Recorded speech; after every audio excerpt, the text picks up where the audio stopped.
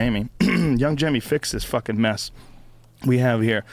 Electronics fail, folks. They just do. Sometimes they just go bad on you. That's why people like mechanical shit, like cars with a clutch, and they fail too. He did 3 boards. 3 boards. Yeah. Young Jamie had to fire through a bunch of shit we have laying around. Luckily, we almost have enough. If you're listening to this, you're like, this is in mono. It's not even in stereo. Is it stereo? Everything's fine. It's just like mine now. I'm gonna sound like shit. But Well, you're in like one ear only. That's what I can only get us to one from what I have going over here. You guys How do you are all sound good. to the regular people? I'll fix it later. I think it should be just fine. But for right now, it's only gonna be left ear. Well, if anybody's listening to YouTube on headphones, that means you're probably at work and you're fucking off. So that's what happens. You're definitely not working. Do you know how many people listen to podcasts while they're working and don't really work? Do you know how many people message me about how they're doing something pretty dangerous?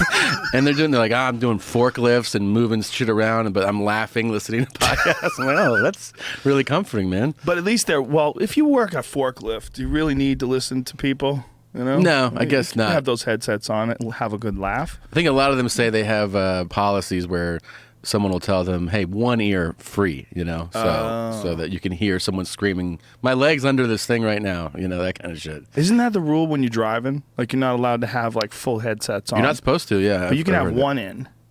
I guess. You can. You definitely, can? Yeah. Legally? Yeah, you could drive. I don't know legally. I'm guessing. What am I, a lawyer? Yeah. You'd be a great lawyer. Thank you. I would fucking argue to the end. I think if you became a lawyer and you were arguing all the time, you'd probably be a nightmare to be around because you're probably always trying to win. Well, for sure. Yeah. Yeah. That's what they do, right? That's what they Try do. To find their way out of technicalities. Like, what if you're a shrink, too, and you're, every conversation you get in, are you psychoanalyzing everybody? Probably, right? Yes, for sure. That's got to wear on you. Other people for a while, like, will you knock it the fuck off? Yeah, well, when I was in college, that was the area. I never really applied myself in college at all. But the one thing that I was thinking of, like, if I had a job, like, what are things that I'm interested in? Psychology did come up because I'd read a lot of, like, self-help books and psychology books while I was fighting to try to, like, manage my mind and anxiety and shit like that. But then I thought about it, I'd be like, you just be dealing with people with problems all the time, and I don't necessarily want that. I don't think that's a good idea. Just problems constantly. make your dick soft. That's why. Is that do it? Yeah. When someone tells you their problems, I always feel like if you tell me your problems, you're making my dick soft. Problems make your dick soft? I've never heard that expression before. Well, I always felt like that when I was dating, It's like you go out with a girl, and she starts telling you your problems. You're like, man, you're making my dick soft right now. Depends on what the problems are. The problems are, my ex-boyfriend, he just never wanted to eat my pussy. I don't know why. Oh, that's a good problem. That's a problem that makes your dick hard. Listen, baby, we got solutions. We got solutions for this. Problems. Your problems make my dick soft. I've never heard that before. Thank you. But now... That's an original right there. Problems make my dick soft. You should make a song. I've written a few lyrics about it. Yeah, I really have. Was it rap or singing? The way that I had it written out is that it's one of those songs that starts with banter between like the piano player and the guy on the mic. And he's like, hey, Joe, how'd it go last night? He's like, man, she came over, but... there's nothing I hate less than, I hate more than problems. Like, oh, yeah, man. Then you hear a little twinkle of the piano. Your problems make my dick soft. That could actually be a funny song. I think so. Yeah, definitely. Yeah, you just need to team up with somebody. Yeah, well, that's a sure sign that someone is not really into turning you on. Yes. Like, they get together with you and they just start whining and complaining when you're trying to get your freak on. Like, especially if it's early on and you're wondering. You're like, I don't know where we stand. And they start, if it's a girl that's downloading the problems on you, she's not interested in that dick at all. Or she's just so into herself that you just got to get out of there anyway. Yeah, that's time to bail. Yeah, because when you tell someone about your problems, aren't you thinking while you're telling them, like, oh, I don't want to fucking burden this guy with my problems? Right, yes. So when someone doesn't think like that... They're very self-obsessed. Yeah, they're just thinking about themselves. That's true. And I told her, I was like, fuck you're only my boss because you're fucking... Yeah. Yeah. Yeah, and you're like I made a souffle. What's up? We're going to do this? Especially work problems. When people start talking about work bullshit. Like, you're not even there. Do you have that when you go on a, double date with your wife and then they start telling you about Sarah in accounting or something? And you're... Dude, double dates can be fucking brutal. Yeah. And especially the ones my wife wants to set up. Come on, it'd be really fun. I'm going to make my friend, my husband. Because they don't realize you're conditioned pretty much fully to interesting people. You host a podcast, so you have guests on, you have a lot of interesting people. You're friends with comedians, so you have funny, insightful people all the time. Like Tom Segura. Fucking right here. and then you have then you're in the fight world and you have, people talking about things that interest you. Yes. And then if you go on a double date with someone who doesn't check off any of those things, it can be real fucking downer. Some people just don't know how to tell a fucking story either. Yeah. Oh my God, we went on this one double date and this dude started telling me this story about his son and his son's basketball game. And I swear to God, there was fucking no point. There was nothing. Yeah. There was nothing. There was nothing there. He usually gets a few minutes, and then the coach apparently wanted him to do this, but he wanted to do that, and so so he's not getting enough time on the court, and it's droning on and on and on and on and on, and the guy is just no sense of someone listening. There's no sense. There's no interaction. It's just like he's decided that he has a story that he likes to tell, and he's going to go on with this story.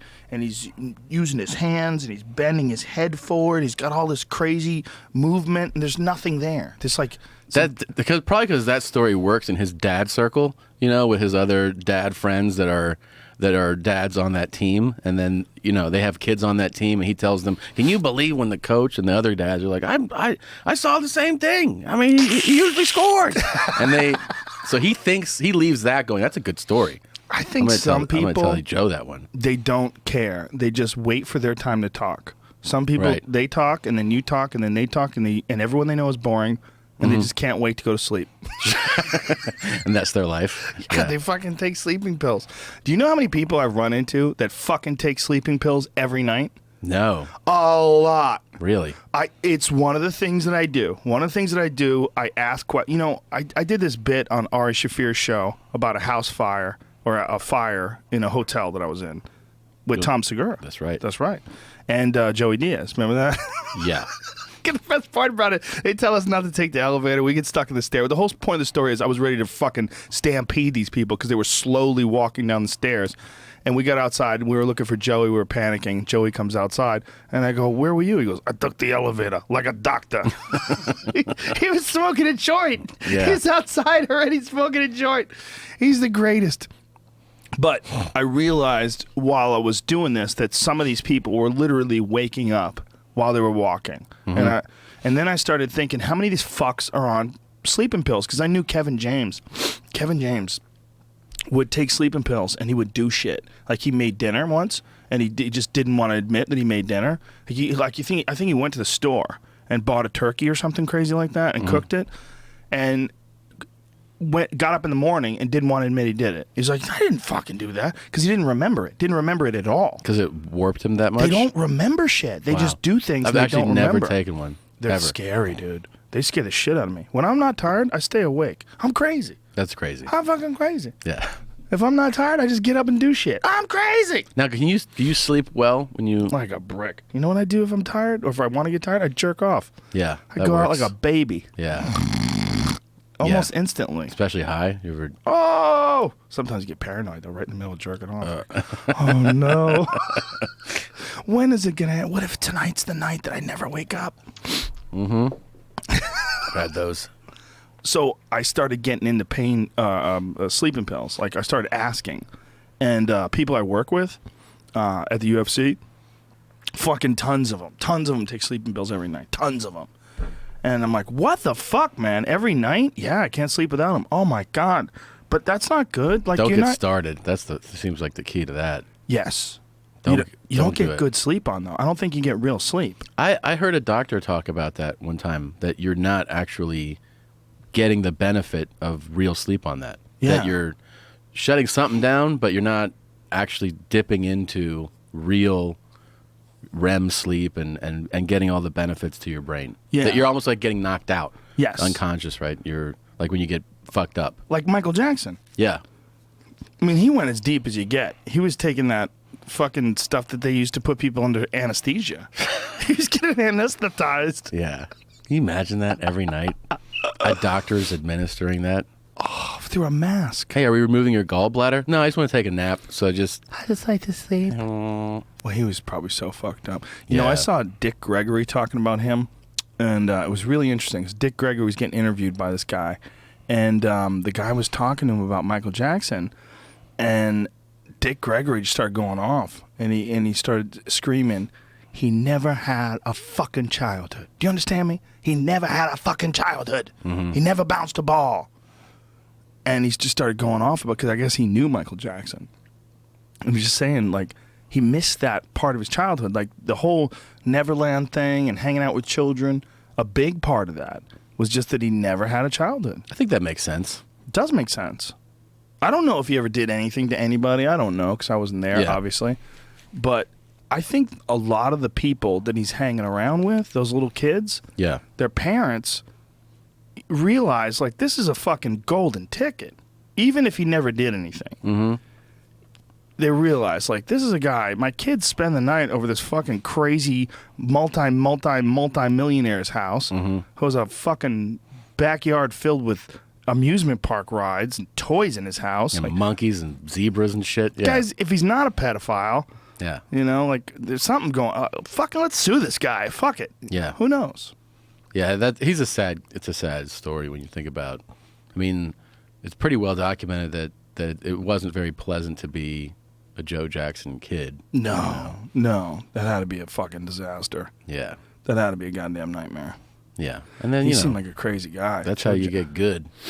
Is having a dad make you do that dance one more time, I guess, but it's pretty. Is that the only way? I wonder. No, I don't think so. That's Yeah. probably the only way to get that good. I do think with athletes, you know, I've read a lot of stories about how dads affect certain athletes. Some of them, but there's the other side of it that some of them just have that focus and that desire themselves. And some of them say the only way you get this good and this it's in you. You got to be the one that wakes up and goes on the run and trains, and that's how you get it. But there's the flip side of that is the dad, you know, the overbearing dad that I'm going to make you a champion. Or Yeah, but a lot of times those overbearing dads, the kid winds up rebelling. sure, They wind up just abandoning that dad, and they never want to have anything to do with him. sure. Todd Marinovich and Marv Marinovich, you know that whole Oh story? yeah. His dad, Marv Marinovich, was this like legendary strength and conditioning coach. He's a guy who worked with BJ Penn when BJ Penn was in his prime.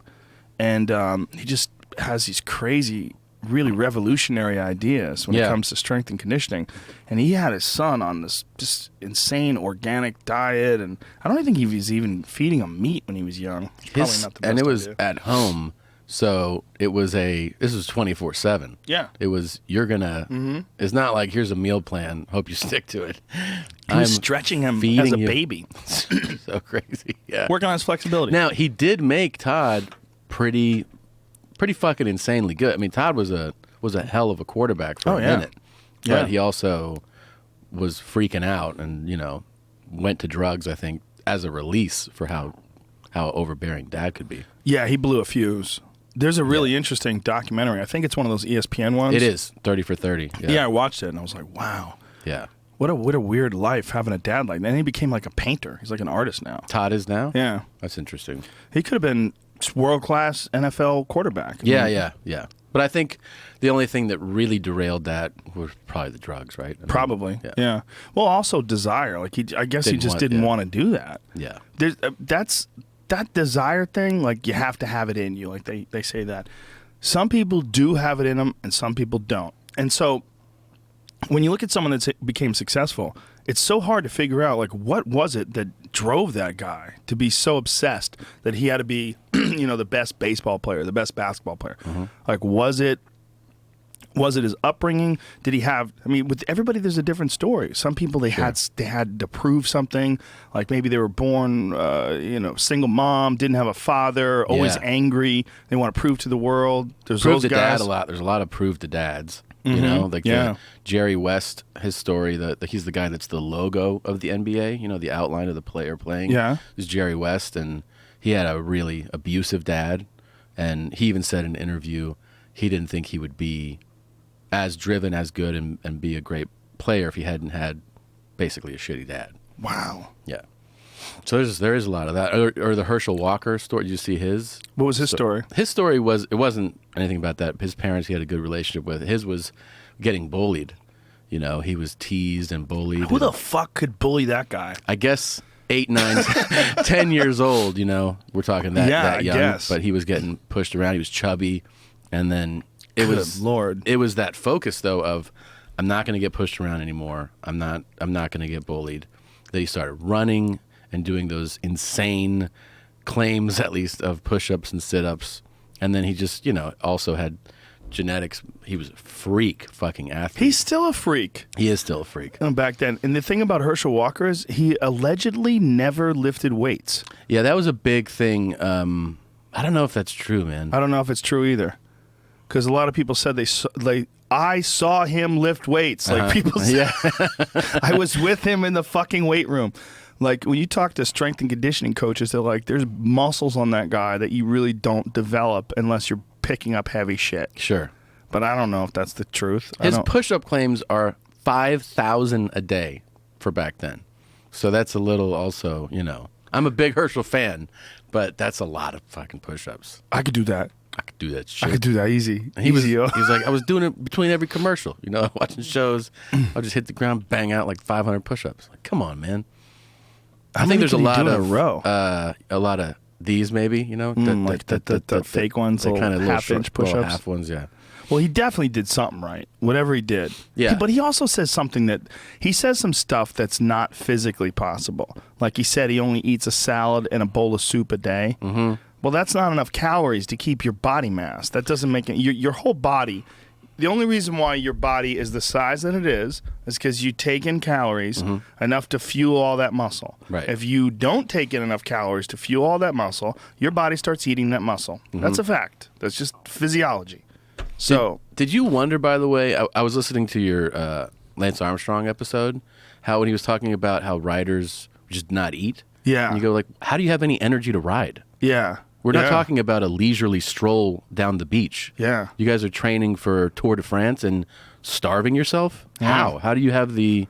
Probably amphetamines, if not amphetamines, caffeine, some whatever legal. And isn't there just all kinds of cramping going on? Your body's just... I would think so. Freaking out? Yeah. I would imagine. I mean, fuck, man. I have no idea how anybody He said that's a that. very common... like bike cyclists. Yeah. Not cyclers. Cyclers, right? No? Cyclists. It's not cyclers? No. Come on, Joe. So fucking mad at Joe, me. Jesus Christ. He got mad at me, man. Yeah. It was like, it's cyclists.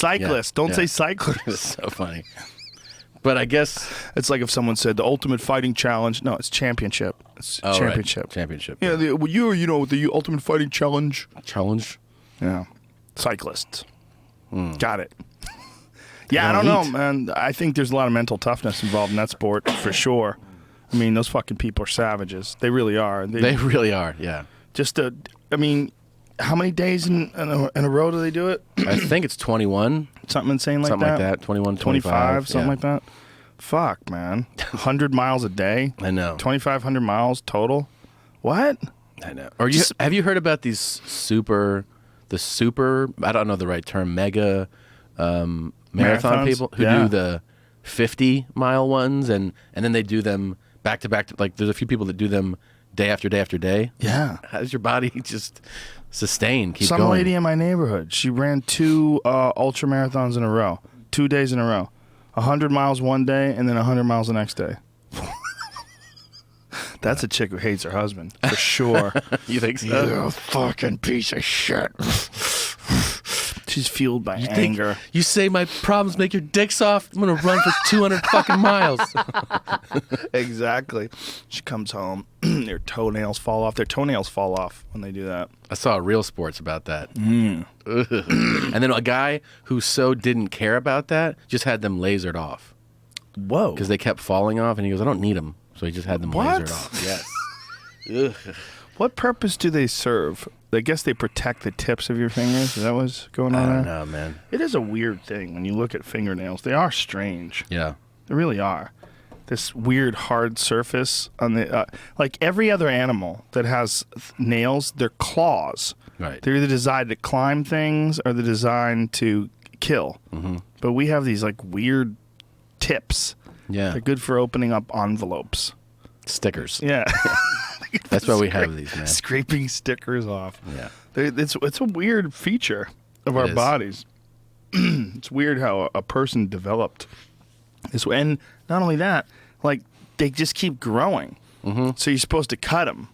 Like, what if you don't cut? You ever seen that guy in India that grew his nails like the world's longest nails? Yeah, I've seen, I don't know if I've seen him. I've seen photos like that. It's so gross. I think he did it for more than 18 years or something like that. Just grew his nails, and they grew so long that he couldn't use his hand. That's one of them. They grow like that. Hey, what's that up, guy has asshole? two hands like that. Come on, man. So he has to wear like special shirts with no sleeves.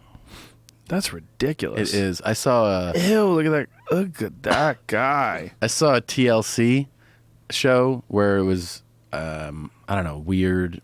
They have all these shows, weird people. And it was a lady who didn't cut her toenails. And they grow and curl. And, she can't wear regular shoes. And I don't think she can work. I think that was the other thing. She's like, I can't go to work. I'm going to fuck up these nails. So, so stupid. I got priorities. Yeah. That lady was weird. She kept him straight. Oh, Jesus. No, thank you. Good Lord. That's like a bear. She looks like a bear. Well, how strange are people? I know I'm sexy. But you have to take care of those nails. Like if, what's on the far Christ. left? No, Lower no. left. Look at that. What are those? What are those? Oh, God. Well, that seems like we're looking at some other stuff there. Like we're looking at hand nails and toenails there. Because there's the toenails Right, and there's then nails there's coming down. nails coming down. Yeah. Christ. Ugh. Yeah, it's something disgusting about long nails. Yeah. Why? Yeah. Even sometimes women will have the slightly longer pedicure. Mm-hmm. Why do you have them long? Why? I don't even understand why. Yeah, even slightly longer is kind of gross. Get that shit even, man. Yeah, you paid for that? If you have a half-inch long on your toes, like, ew. So gross. Who are you, you fucking weirdo? Why are you doing that? What are you using them for? Isn't that strange, though? Because a half-inch on your fingers is totally acceptable and can even be sexy. Uh-huh. Right? Like, girls with, like, red nails. Sure. It's kind of sexy. Right. Why is that? I don't know. The color? It's because of the color. But well, how come the red toenails that are a little long are not sexy?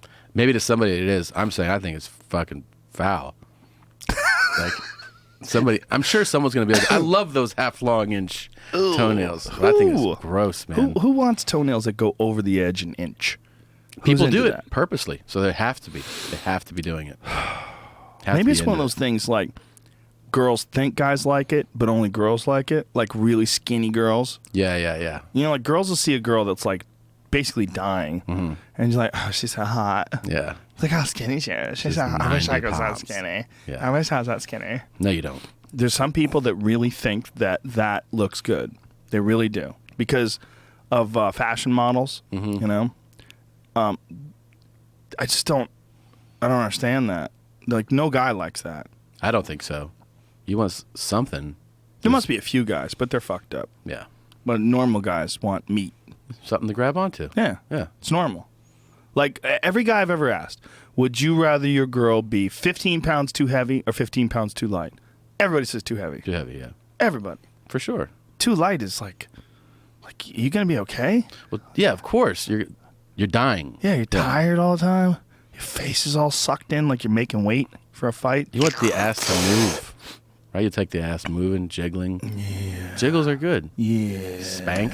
That's what I'm talking about. That's what I'm saying. So tell me about Throatzilla. So, We were starting this podcast. Before we started, he started telling me a story. I go, stop! Save it! You asked me if I am on Snapchat. Yes. And I said, no, I don't post on Snapchat. I said, well, I do have a Snapchat account just to follow Throatzilla. And you said, who's that? And here's the whole story. So my buddy, Josh Potter, he's a great comic out of Buffalo. He turned me on to this. So Snapchat, for people that don't know, you can post photos, but also like videos, I think they're 15 seconds, and they time out, and then once they air, they're gone, So if you follow someone and they post all the time, you're seeing essentially a timeline of their day or week. So Throatzilla came to prominence because she is an escort in the Dallas area, and she's hooked up with a number of high-profile people who she doesn't call out. But one of them, Dallas Cowboy offensive lineman Lael Collins, hired her to blow him and eat his ass, and she did it, but then he didn't pay her. So she put him on blast, called him out, told media outlets, and then I got turned on to her Snapchat because she'll also post sometimes little snaps of her blowing guys and eating their asses, and also running out of gas. She does that that's a lot. her? No, don't put that one. I don't think she wants that one up. Why? Because she doesn't actually post her face. Oh. Yeah, I don't know. Is that actually her? I don't know if that's her. I've never actually seen her face. Oh, true that, yeah. But anyways, she really has a gift. She's also she had a Monster Energy can in her mouth. Man, you should see her with dicks in her mouth. It's she also goes by Orally Gifted 214, which I think is the Dallas area code. But yeah, there it is, Orally Gifted _214. She it says I swallow everything, LOL. And what is that? A good lemon? night. I think What is that, a lime or something? I don't know.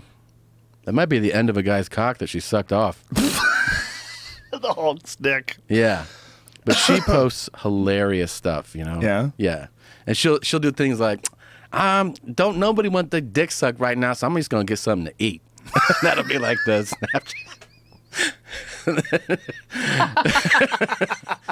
And she's like, I just feel like giving head right now, but nobody's hitting me up. All right, I'm going to go get some gas. And then she'll get some gas. Orally Gifted. Mm-hmm. Well, there was that other girl that got famous in the hip-hop world. She called herself Superhead. That's right, yeah. I remember that. I know you're aware of all this yeah, stuff. Yeah. She was count on Tommy. She did a bunch of music videos too. She was a video vixen, and she was blowing everyone left and right. I think she wrote a book about it. Yeah. That I might own, actually. I think I own it. Well, Yeah. she puts everybody on blast. Like She Bobby does. Brown came over her house and fell asleep on her couch, and she filmed it. That's fucked up though, right? I think Yeah. I think the fucked up thing, like I had Throatzilla on my podcast. You did? Yeah. I messaged her and she called in. So she called into the show, and That's hilarious. she was really candid and really funny. And she basically said, I provide this service, people pay, and I never would call you out. I think that's part of the sort of unspoken deal. Right. But when this guy didn't pay up, it was fucked up. We agreed to something, and he goes, "Oh, I only have $100 on me." She's like, How rude. Yeah. So she goes, at that point, that's when I, called him out.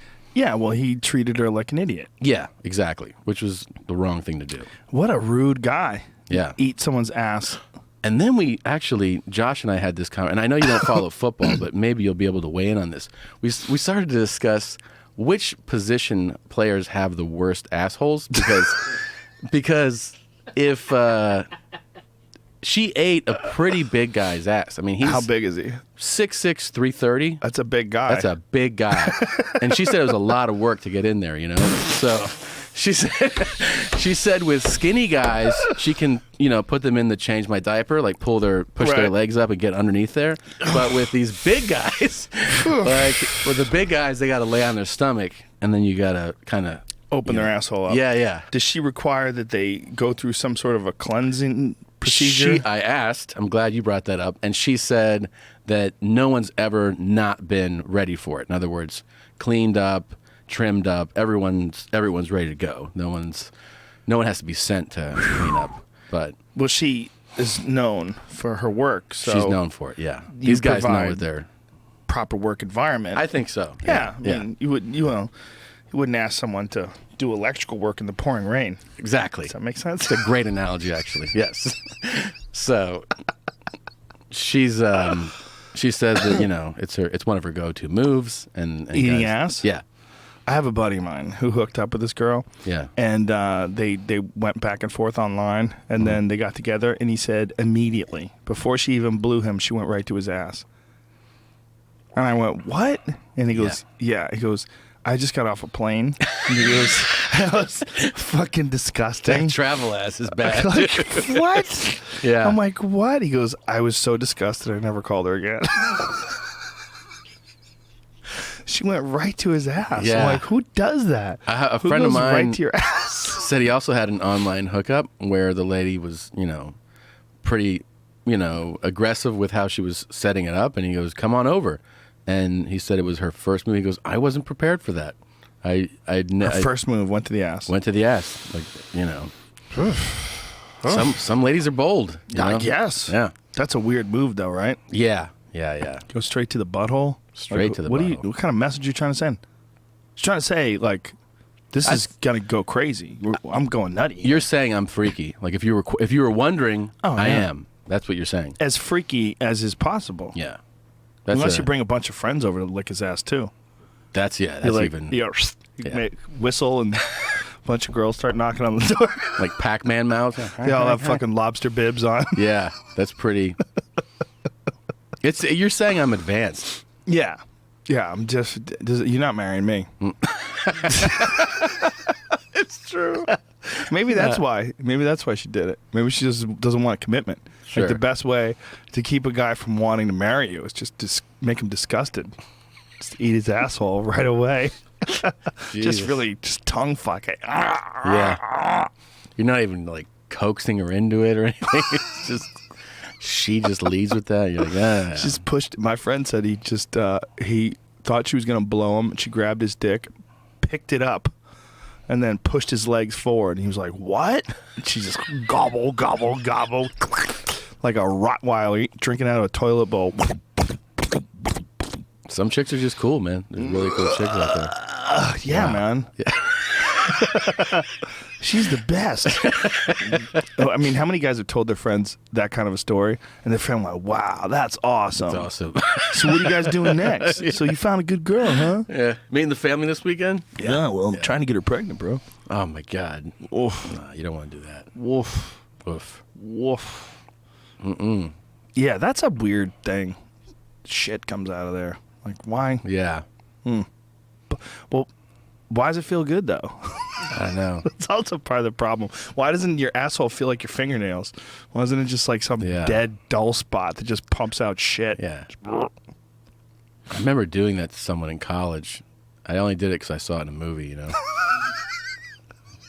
know what I did? What? I got Hershey's syrup, and I thought it was like kinky to do. Right. And then I realized as the Hershey syrup smear on, it just looks like she shit all over because it's just liquid chocolate. So I pull my face up and I'm like, oh man, it looks like she just shit in my mouth. Even though it didn't taste like it, it sure looked like it. Yeah, that's not a good look. No. It's a bad look. Yeah, it's like cherry sauce. Put cherry sauce all over. And it was all over too, Yeah, that's not good. Nah. I don't think she liked it either. No? Did she get weirded out by you? No, she was just like, it's what you want to do, right? All righty. All right, man. Did she say it felt good? I don't remember, actually. I mean, I don't think she was like, hey, this sucks. but I don't remember it being, big applause break or anything. It's weird that some girls don't want to have nothing to do with taking the ass, where other girls beg for it. Yeah. They love it. Put something in there. All right. God. It's really aggressive. Yeah. Or girls with toys. That's always weird. Hold on a second. And girls come back with like a giant black rubber dick. Like, hey. Hey now. Where's this going? That's for you, right? Or a girl with a strap on. Ooh, I never had that. No. Not interested. Yeah, if I wanted that, I'd fuck dudes. Right. Or have dudes fuck me. Why would I want a girl to pretend to be a dude? Unless some people love it. Well, some people like really into trannies, Yeah. Insensitive. I was insensitive with that word. Yeah. You still say cabbies, though. I like to say cabbie. I like to call it cabbie. Point, counterpoint. Well, tranny sounds cute to me. It does sound kind of cute. I don't know why it's bad. It's offensive. What do you think is it pretty obvious that the attraction there for people that are attracted to it is that it's looks like something and it's not? I mean, is that the appeal, you think? I think people that like transgender guys, I mean, there's probably a whole fucking spectrum of different things that people like and why they like it. Right. But I think some of them, they like the idea of it being like naughty. Like someone with like, she's got tits and she's got a beautiful face, and then you take her skirt off and it's a fucking shillelagh.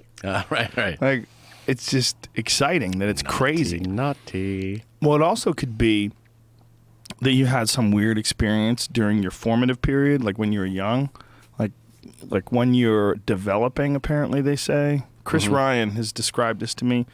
That there's a state. Dr. Chris Ryan, who wrote that book, Sex at Dawn. I do podcasts with him all the time, and he was talking about imprinting, like as you're young, like during your formative years. I think he said somewhere between like 11 and 13, or 9 and 13, or something like that something can happen sexually. Like someone can do something to you sexually, maybe a man can do something to you sexually, and you might not even be gay, but you might get like sexually imprinted. That like that somehow or another excites you in some sort of a weird way. Even reluctantly excites you. Yeah, even reluctantly. Well, for a lot of people, they're afraid of the shame that comes with liking what you like. Sure. Like, if you're a supposedly heterosexual man, but you're really into transgender women, there's, you could run a risk of people finding out at work and thinking you're fucked up, or, labeling you some deviant and thinking, like, what else is this fucker into, you know? Yeah. It's weird. I know. Almost weirder than being gay. Because there's some people that don't like gay people. There's some people who are afraid of it, or there's a religious thing, But I think that that's more accepted, maybe even, than wanting to date a transgender person. Oh, for sure. I mean, in today's world, I think a lot of people have come a long way with, at least somewhat accepting homosexuality. But when you get to transgender, that's a big leap for a lot of people. Yeah, for sure, right? I think so. I don't know. Yeah, they start looking at this is what your cards are. Mm-hmm. You got to fucking deal with it. You got to take it. Yeah. And then some people are like, but I got the wrong cards. Mm-hmm. I feel like inside I got the wrong cards. Sure. Not only do I support that, I support people that feel like a dude but want to be a girl. Like, I was definitely born a guy. I'm a guy, but I want to be a girl. Yeah. Fuck it. I want to get a sex change. Okay. I don't give a shit. Yeah. I don't care if you tattoo your face. Go for it. I never care what turns somebody on. I don't understand how it would bother you when some people are afraid, you're saying like the shame and people finding out, but it's amazing to me that it would bother somebody what gets somebody else off, I think it's Americans' Puritan culture. We're apparently, when you compare us to the rest of the world, like as far as like what we like and what we'll accept from society, from people, we're like one of the most Puritan cultures on the planet. It's so bizarre to think that that's our surroundings. Yeah, because when you're in it, you don't even think about it until you step out and you see how other cultures are. Do you think we make the most porn? If you make got to the guess, most? Yeah, I bet we make the most. I think without question we make the most. Without question? Without question. Really? Yeah, because industry-wise, I'm talking just as a business, there's no other place that's creating the amount of content as the San Fernando Valley. It's got to be. Well, they're fucked now because they have to wear condoms. That's why there'll be a change, a shift, but for the last 30 years, it's got to be California. It's like when they started shipping jobs overseas. That's what it is. God damn it. The fucking manufacturing jobs. They fucked middle class. It's horrible. Doing that to porn. Shipping all these hard dicks to another place. Need someone to put them. Well, they're wrapping them up with rubbers. That's the thing. The idea That is a bummer, by the way, to me to watch that. I've seen that. Like, I don't want to watch a guy wearing a rubber. No. Isn't that funny? Like, why would you care? But there's something about, like, they even try to trick you by having those, like, super transparent rubbers. Yes. But there's something about the glistening of the dick just doesn't look realistic. You like, can't see the end, like the rim, the part that went down. You're kind of like, wait, is there something on there? That's a fucking rubber. It's a rubber. His dick's all shiny. You know what bums me out the most? When a girl's blowing a guy with a rubber on. Oh, like, yeah. Hey, just stop. Just stop. Yeah. Buddy, just jerk off on the top of her head and that'd be better. On the top of her. Don't even come near her face. Don't let her blow you. I just don't like it. I don't want to watch it. I don't want to see it. I've seen one of those blooper videos where they has the guy it's like a double team and one guy finishes on a girl's head, on her hair, and she goes, "Did you just come in my hair?" And the whole scene stops, and there's like a big fight. Everyone's screaming and yelling. Really? Yeah. And he was like, "I'm sorry." She got mad? Oh, really mad. Really mad, yeah. Why would she get mad at that? Because he went right into her hair. And so she can't clean it? I don't know. I mean... She's planning on going out? I think she had an appointment afterwards, yeah. Girls get their hair did. When they get their hair did, they like to keep it that way for days. Yeah, do not fuck with the hair. Yeah. But don't come in it, for sure. Yeah. Well, especially if there's like hairspray, then it becomes like stalagmites, hangs down. Gets caught up in the fucking webbing of the hair. It's no bueno, man. Not bueno. Even slightly. No, it's the worst. But eyelashes are okay. Come on, the eyelashes? Yeah, when they get it in the mug and then it's dripping off their eyelashes, like, hey. Yeah. They have that look on their face. And the flutter, the eye flutter. Yeah. The eyelashes kind of, in some ways, protect them from cum. Like a good... That's why we have eyelashes. Didn't Dr. Ryan talk about that? a good thick shield, like palm fronds. Yeah. Protect you. Protect you from jizz. Well, Joe, we've studied for the last few 100,000 years, humans have eyelashes to protect them from facials. There's a weird thing, huh? Facials? Like, where'd that come from? Like, why? Why cum in someone's face? Like, what? Like, cum, it started off... power. It's a power move, right? Is it? I think it's a power move. Well, it's a freak move, too, right? True. Like a girl sticks her tongue out. She goes, and yeah. you're like, I am fucking How about the dirty scoop and bitch. score? Isn't that crazy? Oh, that's disgusting. When it's like, oh, there's a little up here. And they take it down. And then they have to pretend that it's the most delicious thing ever. That even when you're watching, you're like, I don't know. It's been sitting on your face for a while. You didn't remember it was there. It's kind of cooled off. And you're like, it's delicious. It's cooled off.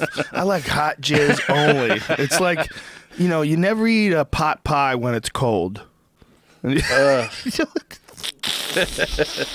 don't you think those like save all the jizz videos?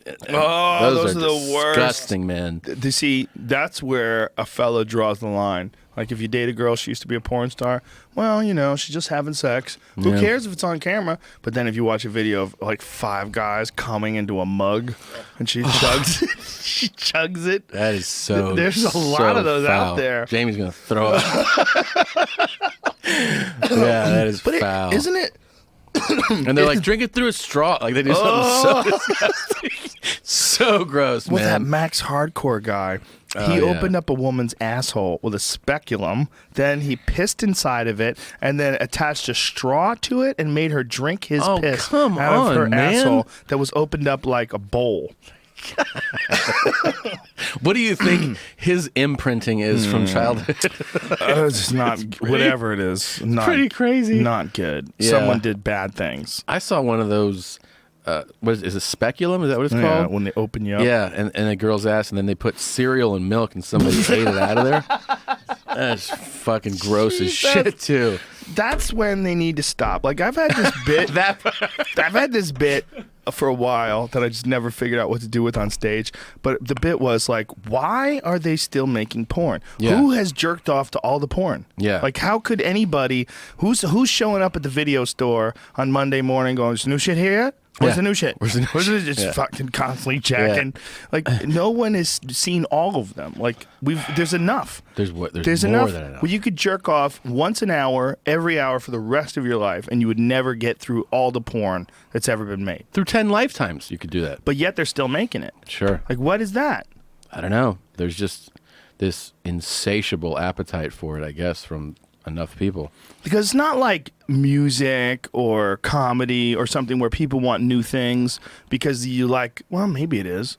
Maybe that's it. I was going to say you like a particular artist. Like, say, Chris Rock. Like, when's Chris Rock? Or Tom Segura, who's got a new Netflix special that's available this Friday. January 8th. That's right. Shameless plug.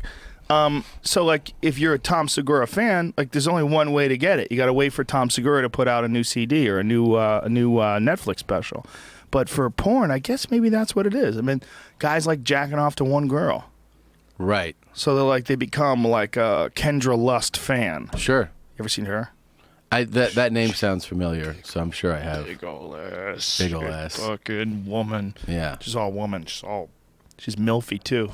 She looks like she's like in her late 30s and ready to party. You know what I'm talking about? Has some experience. Yeah. Yeah. But takes care of herself. Sure. Yeah. Yeah. So like if you're a fan of hers, there's only one way to get it. You got to watch her videos. You got to there she goes. Bam. Yeah. Oh yeah. Booty. No, Good that Lord, works son. for sure. Good Lord, put it away before somebody gets hurt. So, like, if you're a fan of any, fill in the blank, Tara Patrick, whatever, you got to wait for her when she's retired. You got to wait for, that's a bummer when girls are still hot and they retire. Yeah. What are you doing Hey, retiring? Come on. We're all What are still jerking off over here. Yeah, come on. What are you doing? What are you doing? You're not done. You're not done. It's Is like, she back or not? yeah, it's like, if Conor McGregor retires now, you're like, come on, Conor. You got a few good years left in you. At least. What are you doing? Could you make a few videos for us? There's a thing about watching them, where guys get obsessed with like one girl and then they go to like the AVN shows and then wait in line to get a picture signed and No, that's too far. he's almost there. Can I photo with you? Can I get a photo with you? And they're holding on to her. And if the girls do escorting, that's the other thing. Some of those porn stars, like you can actually fuck them. Yeah. I'm sure it's a pretty penny though, right? Couple grand probably. You think so? Yeah, but is that awful? I mean, is that worse? Here's the question. Here's the big question. Is that worse? Easy over there. You all right? Getting sick? Need some No. more of these? I'm not. Yeah, I'm not. Is it worse to have sex with a guy who's paying you than it is to have sex with a guy on film? Is there a line that's crossed there? What do you mean by worse though? Well, I don't give a fuck either way. Yeah. But for some people, is the perception worse? Like, is it worse to be a girl who's a porn star who also escorts, or is it what's Personally, I think if it's between the two, I would do it off camera so it's not documented unless for some reason you want it to be documented. If you're doing just your escorting, well, it's just between you and whoever you do it with. Right. So you don't have that social stigma of being known for doing that. Right, but for those girls, they don't care about that social stigma. I got you. I mean, that's their living. Sure. But is it worse? Is it worse to be an escort and a porn star, or just a porn star? Or is it a stupid question? I don't know, man. I mean, It might be a stupid question. I just feel like they're probably trying to get lucrative. So, That's exactly what it is. So just keep taking those escort hires. That's exactly what it is. Yeah. Well, it's a good move for them. For sure. Probably I bet some of them get paid a lot of money. I bet they do, Rich too. dudes. Yeah. Rich Because dudes they hit fly her them up. out. Look, and then if she's like, it's 10,000, and for the guy who's like, okay, Yeah. then you're getting paid, man. Yeah. Yeah. Well, Red Band had something he put on Twitter the other day about girls that take another vacation to go shopping in Dubai. Mm-hmm. It was a thinly veiled prostitution reference. Because that's what a lot of people do, apparently. Oh, really? They go, I'm going shopping. Well, there's so much money in Dubai. Yeah. So much money. Like, you can't even... Have you ever been? I've never been. I was there once for the UFC, because there was a UFC in Abu Dhabi, and we went to Dubai to do the weigh-ins. We did the weigh-ins in Dubai, and then we drove to Abu Dhabi from there. Like, fucking... When you drive, you have to drive the fucking speed limit. or they will hit you with a missile. They'll shoot you in the face with a missile. Really? Like, it's so strict there. Like the drivers, like they will not violate the speed limit. Like if you violate the speed limit, if you do anything wrong, anything that can allow you to get locked up, who knows what the fuck's going to happen. So like, don't fuck literally, around. who knows what's going to happen? Yeah. Especially if you are in a position like a driver or a service person, like a waiter, a waitress, or a bartender, or something like that. You cannot fuck around over there. Like Yeah. it is not America. Right. Like you're essentially dealing with kings. Mm-hmm. Like it's some kind of Game of Thrones type shit in a lot of ways. But so we were there, and when you're in Dubai, every fucking car you see is, $100,000, $200,000. It's all Mercedes and Ferraris and Lamborghinis. It's like everywhere it's literally, it's like a joke. It's like a scene in a movie of extreme opulence, like over the top opulence, where you go, come on, it's not really like that. But it is really like that. Like everywhere you go, everyone's got $1 million car. I mean, there's Bugatti Veyrons that are like $1.5 million. It's insane. It's crazy. The amount of wealth.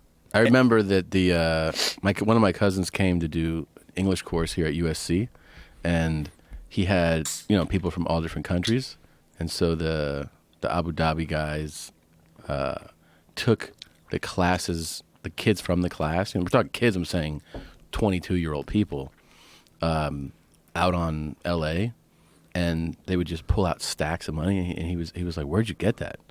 And he's like, "Oh, the government gave us money because we're educating ourselves and coming back, so they'll pay for everything." And he said, you could go, if you're born there, you can go to the government and be like, "I need money for this," and they would just give you the money. Yeah. And they were just spending on everyone stacks of money. Well, you're not supposed to drink there either, but you can drink in the bars. There's certain bars where they allow it because of Americans and Western people, sure. But like as a whole, like they don't want drinking. It's very strange. And I had some friends when we were at the UFC. I stayed in Abu Dhabi, but a bunch of the guys were bored and they were like, we're going to go to Dubai and see what's up. They went to a bar and they said it was 90% prostitutes. It was all like Eastern Bloc prostitutes. Like you walked in, it was like a wolf den and just a bunch of wolves looking to fucking snack on you. Mm-hmm. Like everywhere they went. Like these girls just go there and they just wait for someone who's got a lot of money. He goes, you, come with me, eat the ass, let's go. Yeah. And then they leave with a stack. Yeah, fat stacks. Yeah. Well, if you're a girl and you want to involve yourself in some prostitution, it's probably a good move. You go over there, just clean up for a month or a week, come back with half a year's worth of salary. So people are doing that, though. Mm-hmm. Yeah. According to Red Band, allegedly. How is he so in on this? He knows things. He knows things. He knows these people. He's aware. He knows that hoeing mentality. He's around hoes. He definitely knows hoes. Yeah. He knows them. We always tease because, we started doing our podcast with him, that he's our retarded stepchild. He has special knowledge. Yeah, he knows things about certain things. Yeah. It's just like he's got to figure out, like, he started doing his own podcast. He's got his own thing? That's First episode just launched last week. And I've been telling him to do that forever. I'm like, it'll be so good for you because you have this weird style, this weird way about you. I'm like, get into it. Yeah. You'll find people that want to see it. But right now, they only see it if you're on someone else's show. Sure. And you do your own show, and it could be all your freakiness. Yeah. And then I think also when you do your own show too, you realize how much is involved in managing the ship. Sure. Making sure it steers in the right direction, thinking about what the subject you're talking about. Is this entertaining? When do I pick this up? How do I ramp it up? How do I add some new stuff in there? And he has a lot of experience. I mean, we actually we love Red Band, but he steered our ship for a while. Kind of helped shape things. So he did it with a lot of people. Yeah. Imagine if all the people that started podcasts with him could tolerate him and stay. It'll be Ari, Duncan, Joey, Brian Callen, Sam, you. Yeah. Sam Tripoli. Yeah. Is Sam still doing his show? I thought so. I don't know, but I didn't think he'd stopped. I haven't seen it or heard it. In a while. Really? I don't know. Well, those guys definitely still do their Punch Drunk, their sports one. Yes. That's still a thing, Yeah, too. he still does that. They do that on another network, right? What is that? All Things Comedy? Is that on All Things Comedy? That does sound like is. an All Things Comedy show, yeah. All Things Comedy has a lot of good shows on it, right? It does, yeah. It does. I mean, it's Madrigal and Burr, and Mm-hmm. and then I mean, we're part of that. Are you? Your Mom's House is, yeah. Oh, I didn't know that. Yeah, I mean, it's that being a part of All Things Comedy is just almost like being part of a collective support thing where everybody still owns their own shows, but you just kind of have more power in numbers thing, How does that work?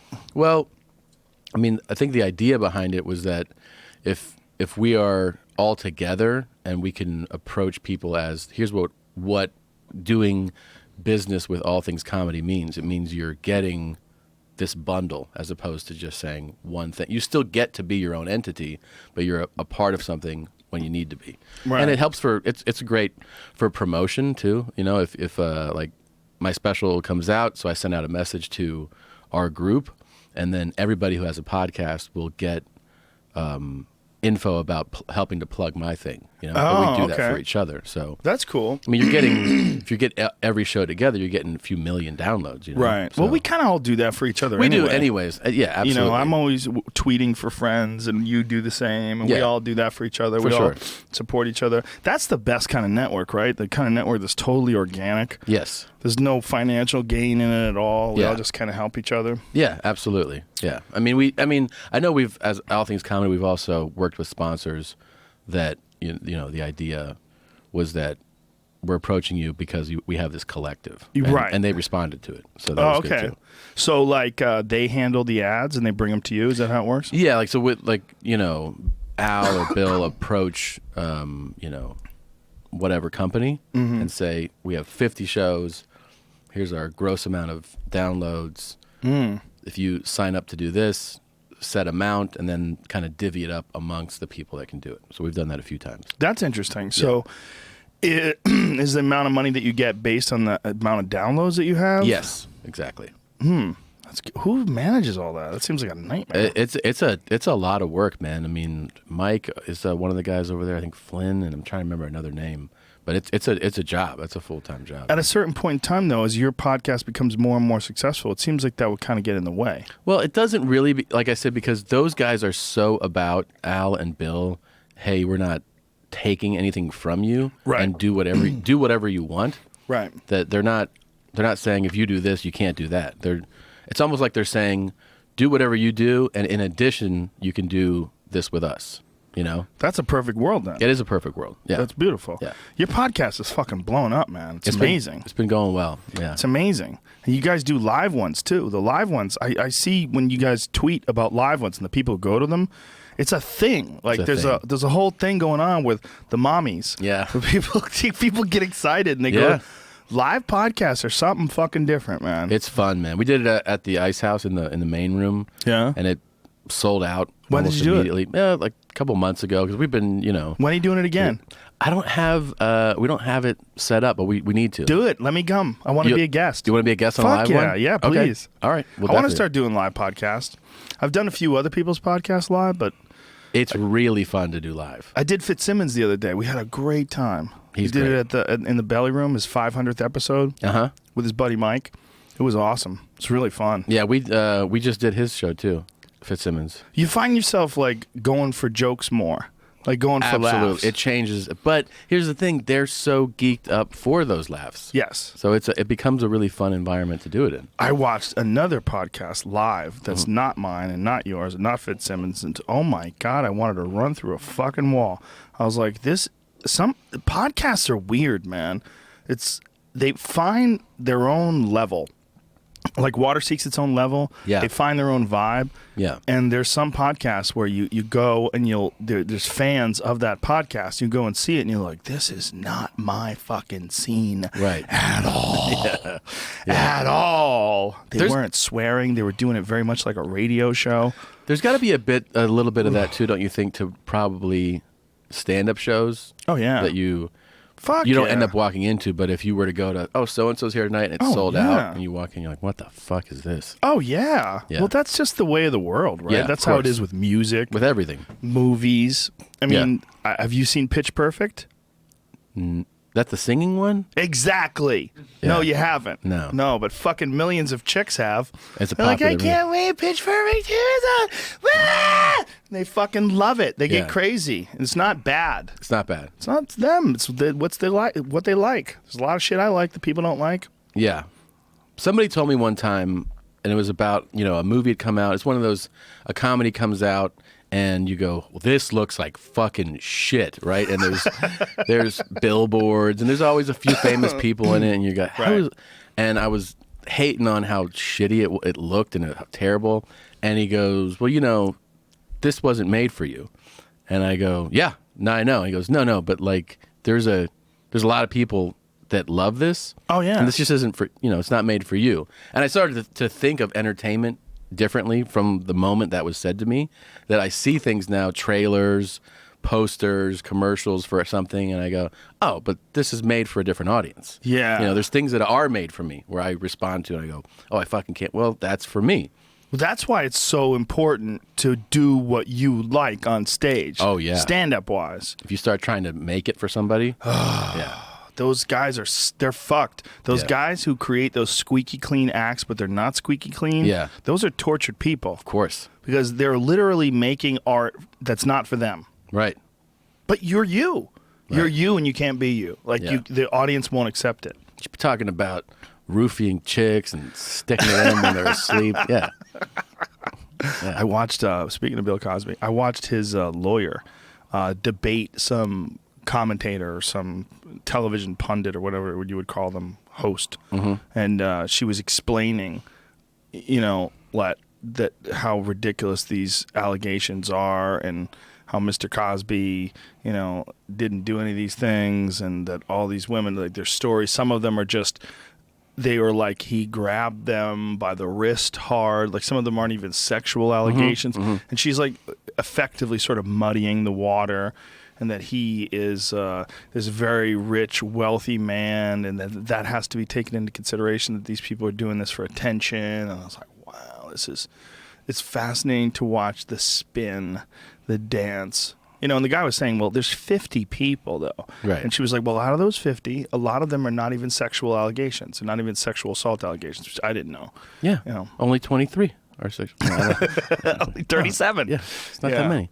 I don't know if he did or not, but I haven't heard of another person ever that's had 50 people claim that he raped them by giving them drugs. I know. I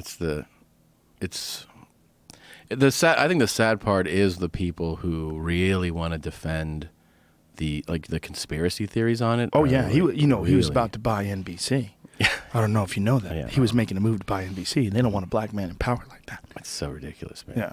Oh, they don't? Okay. Nobody wants to take down Cosby. Nobody's agenda was that. Yeah, if they Why? did, they would have taken down Oprah first. For by the sure, way. man. It's so silly. Oprah's worth more than anyone ever. It's so silly. She's the most successful entertainer ever. Yeah. And she doesn't even have a talent. She's not a Yeah. singer. She's not a dancer. Right. She's not a great actress. What does she do? She doesn't tell jokes. Yeah. What does she do? She talks to people. Gives Get away up. cars. Get up in the morning and look at the sun and think. Yeah, it's like, okay. Well, she has like positive messages. She's super positive. She's really good for menopausal women. Like they really relate to her in some strange way. Yeah. She got their vibe down. But I get why people do have why they want to defend him. I understand the motivation. Love. Yeah, and feeling like the the adoration for him and wanting to defend. I totally get why they do it. And the reality is we don't know. Yeah, that's we true. really don't know. Yeah. But, I mean, the idea that you could never find 50 liars, of course you could. Right. Of course you could. But it's, I think the argument that I find the most sort of ignorant and uninformed is the one where people go, why'd they wait that long? Yeah, it's like, that's well, ridiculous. if you talk to any sex crimes unit, officer, detective, any psychologist about victims of sexual assault, it's not unusual for it to go unreported or for it to go a long time without someone wanting to talk about it. It's completely within spectrum of normal responses to something like that. So when people are like, well, it happened 25 years ago. Yeah, it's normal. It's normal for someone not to bring it up. Completely normal. Yeah. Well, there's a lot of shame involved. Of course. And some women, they would rather just forget about it than report it. Yeah. They would rather just pretend it never happened than go through all the public shaming. And then you're dealing with an insanely rich, insanely powerful man who's loved by so many. And then if there was no previous allegations, who the fuck is going to believe you? Yeah. Like, to a woman in 1996, let's say, back when he was, he's not doing the show anymore, but he's in his heyday, right? Yeah. He's loved by everybody. He's drugging chicks, banging them. Yeah. Like, she's probably like, how does this can't be. Yeah. I'll just fuck it. I'll just eat it. I'll just deal with it. You just deal with it. But then it fucks with them, I'm sure, for a long time. Oh, for sure. Yeah. Could you imagine? Well, that was the weirdest thing, is that some of them claimed that he was like in a mentorship role with them. Like, I'll help you with your career. I'll do this. Yeah. And have a coffee. That was his move, his power move. Yeah. Oh, what's happening? What's happening? Is there more? Is there more? Yeah, you want more coffee? Yeah, it's full. That's good. Yeah. What is this? That's butter coffee. Man. That's caveman coffee with a little grass-fed butter and some MCT oil. It's good for the soul. It's lovely. I just feel right. Lovely. I feel good. So, you're a Trump supporter, right? Big time, man. I'm the Southern California chapter head. These Bernie Sanders people have been fucking tweeting at me. They're so mad because I said that Bernie Sanders supported 90% taxing of the rich. Apparently, it's not exactly true. This is what, so I'll correct it for the Bernie Sanders people because they get upset. What he did say was, they're talking about marginal tax rate, which that means if you make over a certain amount, how much should you tax? And are we going to cap that or no? He was saying that for a marginal tax rate, is 90% too high? He said no. And that's for extremely wealthy people. So like, let's say if you make $10 million a year, everything over $10 million they would tax at 90%. And I'm just coming up with a number for 10. But the regular, and he thinks it's not too much to tax 90% over amount. Mm-hmm. But the problem with this kind of thinking is, people say, well, yeah, it's going to help other people. It's going to be good for other people. Not necessarily. The problem with that kind of thinking is that money goes to the government, and the government is a bunch of fucking monkeys. Yeah. That's the reality. Yeah. It's not like an insanely ethical, really educated, super smart, really disciplined, conservative, fiscally conservative person who's going to take care of this money and allocate it correctly. No. You're going to give it to the government, and you're going to create bigger government. You're going to create bureaucracy, red tape, more people, more bullshit, more jobs that are bullshit jobs. It's not necessarily going to help people. And then I think Bernie Sanders says a lot of good shit. Like, people that think that I'm Bernie Sanders hater, he says a lot of good shit. I like what he says about marijuana, but he says some fucking silly shit too. Here's one of the things that he said that drove me crazy. You don't necessarily need a choice of 23 underarm spray deodorants or 18 different pairs of sneakers when children are hungry in this country. Those two things are totally unrelated. That's totally unrelated. Like, so what if you wanted to open up a fucking deodorant company? You shouldn't be able to open up a deodorant company because children are starving. So you should work to feed children. What's the context in which he said that, though? He was just talking about the economy. He was just talking about the world. And the idea of choking on choice. We have too many choices. Yeah, that we have too many choices that we divert our. But here's the thing: when you think about these choices, you're talking about these choices that are created by whatever percentage, whatever number of 300 million people. That has nothing to do with whether or not poor people get fed. Mm-hmm. It just doesn't. Right. And and taking money away from wealthy people doesn't have anything to do with whether or not poor people get fed. I think that one of the things that he said that I agree with wholeheartedly is they need to stop people, these corporations, from hiding their money overseas where they don't have to pay taxes on it. Yeah. 100%. 100%. I think that's fucking criminal. Yeah. If you want all the benefits of living in America, you want all the benefits that are provided to you by this free country, but you want to store your money overseas, fuck you. You don't want to pay taxes on that? Fuck you. But maybe there's some compromise where that tax rate does get adjusted for that a little bit so that they have the incentive, right? Because right now, to keep it over here. Yeah, because right now the reason they're saying, well, I'm going to keep it over there because I'm saving so much fucking money. Yeah, but they make so much money. Yeah, I agree. They're But just I'm saying, how are you greedy gonna, cunts. Those are greedy cunts. For sure they are. Because you're talking about people that are making insane amounts of money that are doing that. Yeah. It's not people that Billions. are barely Billions. getting by. Yes. So I think in that sense, yeah, I'm 100% with him on that. And corporate tax shelters, there's a lot of like really sneaky shit where you find out companies made billions of dollars and they paid almost nothing in taxes because of shelters. Shameful. I'm 100% with him on that. I think he's got a lot of really good points. He's 100% down with pot. I appreciate that. His position on cannabis is it's totally unnecessary and criminal to have it illegal. I believe him 100% on that. And I also support him 100% on the idea of a living wage. Like if somebody works 40 hours a week, they should be able to feed themselves and have a roof over their head. Yeah.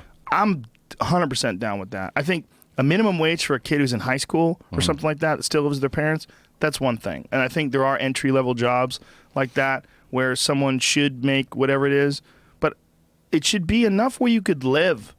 You know, if you're a person who's 18 years or older and you're working at a job and you are spending 8 hours of every 24-hour day working for someone, you should make a living.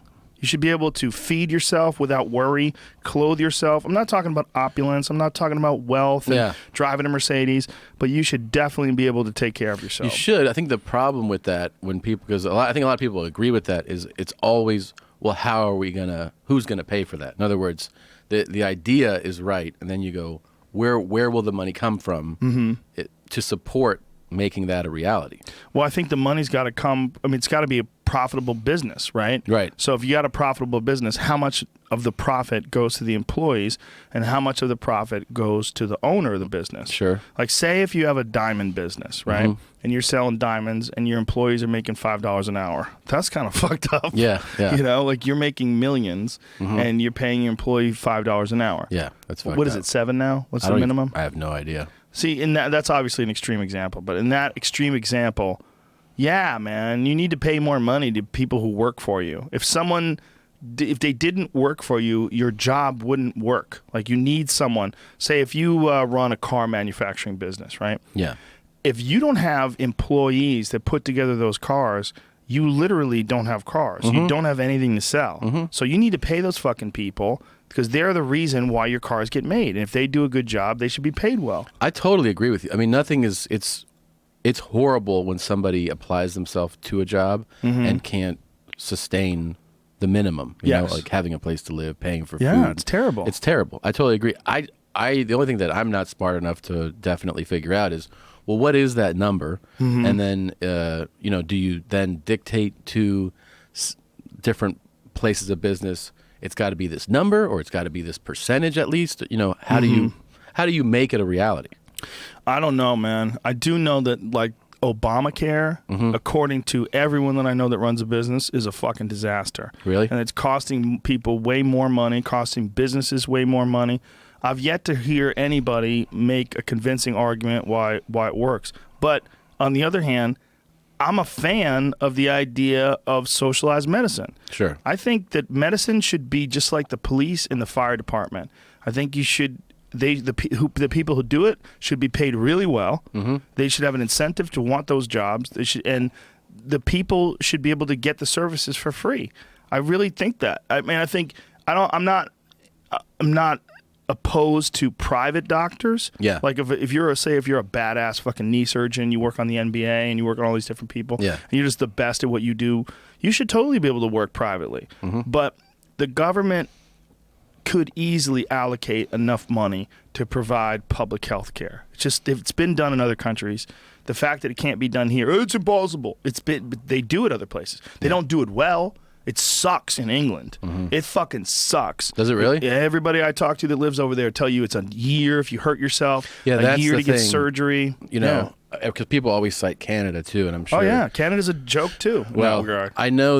I know a couple Canadian people that when shit got serious, you know, and they needed to see a cardiovascular surgeon, and they talk about that weight, that they were like, fuck it, let's fly over to the Mayo Clinic. And, exactly. You know, and then you shell out the money, though. So, yeah, and then you have to come to America, and you have to pay for a hotel and airfare, and who knows if you have that money. Yeah, I think there's got to be some sort of a comfortable middle ground, but it's got to be it's sort of like public school. You know, like you can get educated in this country if you don't have enough money. Right. But is it a good education? No. Not in a lot of parts. It's not in a lot of no. parts. Not in a lot of parts of California. I know. Southern California, Los Angeles, one of the richest fucking cities in all of the United States. Yeah. And the schools are dog shit. Yeah. Dog shit. Yeah. Terrible. There really shouldn't be an excuse for that. No, but you know, also you're dealing with crime. Yeah. You're dealing with extreme levels of poverty. Engineering that and trying to fix that is not an easy task. But I just don't think you do that by limiting the amount of underarm sprays or toothpastes or fucking the flavors of ice cream or whatever the fuck you want to. I don't see the. It doesn't make the sense. connection. No, I just don't know. I don't know if he's been a businessman ever. You know, and I think Yeah, I don't think so. that's what I like about Trump. I don't like a lot of things about Trump. I don't like how he talks about Mexicans. That shit drives me crazy. I don't like, I mean, the idea of people sneaking over here, over the border. Like, dude, how do you not have compassion? These fucking people are born in a third world country that's attached to America. I think he knows. You know, he knows what he's saying when he's doing that. He's fucking around. Well, I think he's playing to what he knows will get people to go. You're goddamn right. You know, like that Goddamn right. place. Yeah, he knows that's saying those controversial, you know, like things that are going to get in the paper are also going to get people going. Well, at least someone's saying it. You know, I think he knows that. I don't think it's an accident. Yeah, I think you're probably right in a lot of ways, but I think he gets a big response from that. Sure. And he feeds off that response. He loves it. But he's a successful businessman. Yeah. You know what someone told me, though? It's really kind of fucked up. If he took that money that his father gave him, his father gave him $2 million to start his business. If he took that money and put it in a mutual account, it would be worth way more than he currently is worth. That I do not believe. I would Really? check your friend pretty fucking hard. I was not a friend. It's like someone told me on the Well, internet. if he They put that money in a connected in a mutual link. fund, that would have been probably around 35 years ago, $2 million. His net worth, conservatively, is around $4.5 billion. Mm-hmm. I mean, do you really think that a mutual fund would have? Well, let's look at it. Jamie, why don't you Google that? If Donald Trump took the money that his father gave him and invested it in blank, there's whatever it is. Yeah, I mean, Whatever that equation is. I mean, shit. Let's see if he would have bought Apple stock. You know, I mean, Oh, yeah. it would have been Oh, crazy. shit. I don't think it'd be $4.5 What about Google? billion. Oh shit. Oh shit! son. Yeah, that'd be some big money. Wish I without got a doubt. it on Uber. Oh shit. But you know what's funny is that he goes, "I'm worth $10 billion," and Forbes did this breakdown of all his, you know, assets, and they go, "No, you're not." And he goes, "Yeah, I am," and that's kind of how he argues things. Is go, "Yeah, I am though." You know, he doesn't have the substance, the Right. facts behind it. He just says, "Yeah," and they go, "Why are you saying that?" He goes, "Because it sounds better. It sounds better to be worth 10 than 4.5." Did he admit that? Yeah, he said that. He it. said it's because it sounds better. Yeah, and they said in other words, to make him worth 10, he would have to he'd be inflating the value of a lot of his holdings. In other Right. words, it's like saying, "Well, I have this house and it's worth $65 million." But nobody wants to buy it. Well, they're like, "Well, no houses that Right. are in that neighborhood sell for that. They sell for $3 million." And he goes, "Not mine. Mine's 65." And that's how he determines that he's worth 10. Oh, I'm gonna start doing that. It's great. You just tell people, "No, you're wrong." Yeah. But I don't think he can hang at all with the elite politicians when it comes to substance and knowing actual policy, knowing details. That's a good point. But here's the question. Is anybody who's running for president an elite politician? Well, I mean, you'd have to say that Hillary's at least way more savvy and knows a lot more about how, certainly, you know, how the world works, international affairs. I mean, she was Secretary of State. She knows the ins and outs of a lot of. Well, you would assume she knows that, but wouldn't she know not to use a private email account while she's Secretary of State? It's crazy. It's crazy. She should go to jail for that. It's insane. That's something that if somebody wanted to push, that's a crime. I don't. You're not allowed to do that. I still don't understand why, even though it's still discussed, how you kind of get away with that, because it just feels like I don't get it. But I mean, she's certainly a more savvy politician, I think, than Trump. Than Trump? I don't know. What is savvy, though? Well, because he's saying shit that's led him to a 39% lead over any other candidate in the Republican Party. Remember when Ben Carson was like on the he was like on the cusp, climbing? right? Yeah. He was ahead of him at one point. For in a time. minute, he was. Yeah. That all dried up. Yeah, I don't know, man. I think people are really into the idea, the fantasy of a Trump, you know? But I still think if you get to a debate, it's not that he wouldn't win. Maybe he'd win, but it would be based on, well, you know, you're a fucking loser. Like, it's like that kind of shit. Well, he says shit like that, but it's weird. No one ever does that, but it seems to work. It's that... Yeah, and then I guess you could argue, see, he is savvy. Yeah. But, I mean, you know, I guess he's not savvy in the traditional sense. I don't think he knows the ins and outs of the way a lot of things work. I think his whole thing is, look, I'm super successful, and I'll get it done. Yeah, but a lot of the ways that things work are kind of bullshit. You know, crony politics and influenced by gigantic corporations. He doesn't have that same sort of influence because he's independently wealthy. Right. There's a lot of weirdness to that. There is. It's like special interest groups don't really have the same sort of pull on him that they have on other people. No, they can't own him. They would never let him say the shit that he's saying. Of course not. No. He wants to put a wall between us and Mexico and call it the Trump wall. I just put his fucking name on it. Here's what does amuse me. Anytime, if this is CNN and you're host of CNN show, and I'm somebody saying like, well, you know, Trump is he's completely unqualified, and this claim he made is idiotic. He then tweets, saw Tom Segura on CNN. Guy's always been a fucking loser. Like for whoever says anything bad, he'll be like, saw his show last week, not one laugh! Exclamation point. Like shit like that. He does that for everyone. Well, you know, he did that to amusing. Ronda Rousey when Ronda got knocked out. He did? Yes. I remember. He said, I'm glad she lost. She's not a good person. Whoa, and you know why he did that? Because he had claimed that she was a Trump supporter. And then she said, no, I support Bernie Sanders. And he was like, oh, really? Oh, yeah? So when she lost, he was like, she's a loser.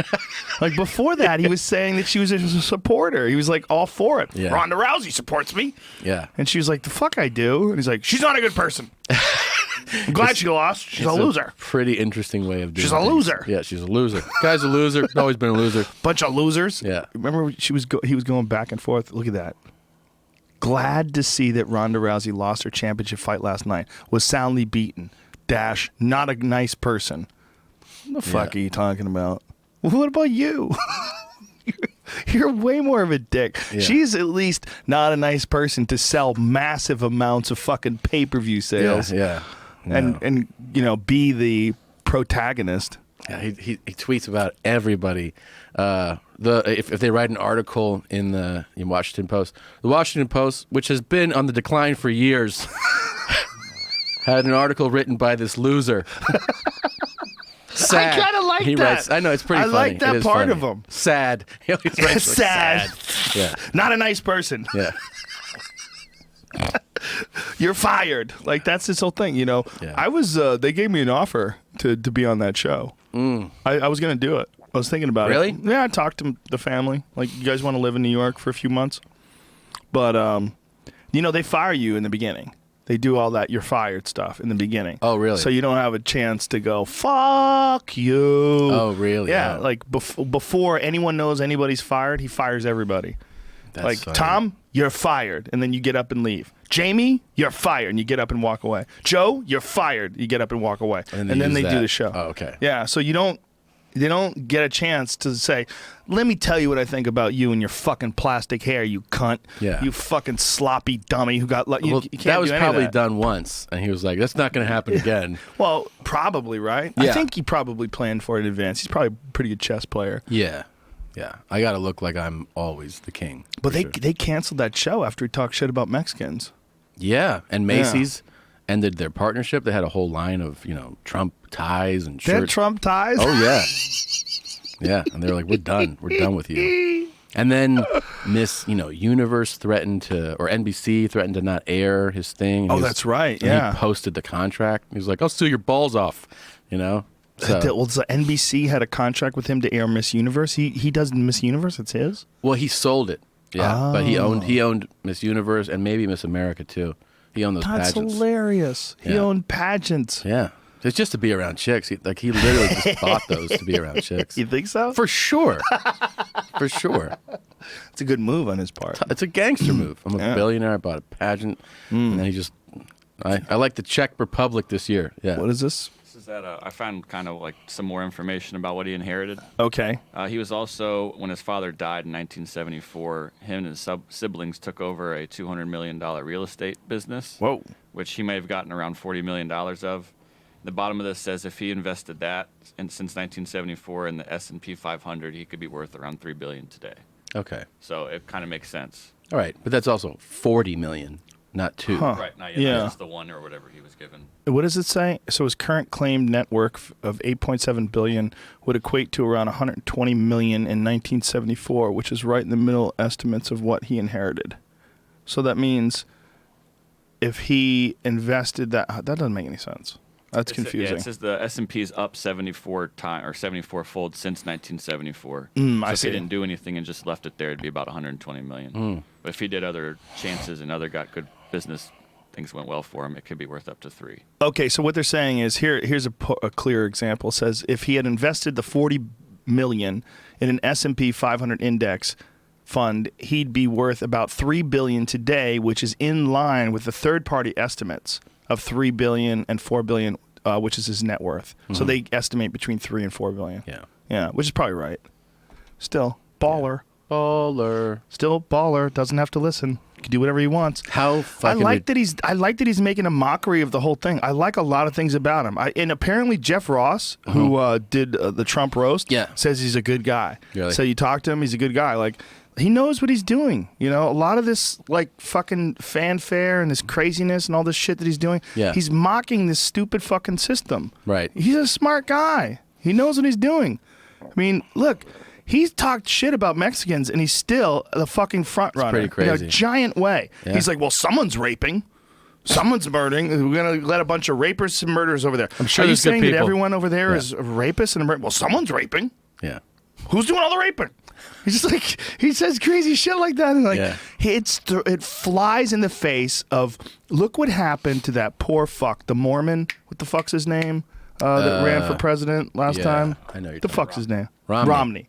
That poor fuck. All he said was, we don't have to pay attention to the 47% that aren't going to vote for us. Yeah. The lower 47% that make little money, they're not going to vote for us in the first place. So let's not pay attention to them. That tanked his business. Yeah. That tanked it. It. They're like, it's over. It's over, bitch. I know. It's over. How about Howard Dean? All he did was cheer. Ah! And that was it. That was it. You fragile bitch. You can't even cheer. You can't cheer. You can't scream. Trump can say Mexicans are rapists. And everybody's like, oh, El Chapo wants to kill Muslims him. at the border. Yeah. We should stop letting them in. So crazy. Like, this is a country founded by letting people in. Yeah. The only way this country got filled is letting people in. Not those people. These people are running. They're leaving their country because radical Muslim terrorists have taken over it. Yeah. What was that? His new ad, his first ad came out this week. Was it? What is it? His first ad? Oh my God. Play this from the beginning. Play this from the beginning. Crank it. And I approve this message. The politicians can pretend it's something else, but Donald Trump calls it radical Islamic terrorism.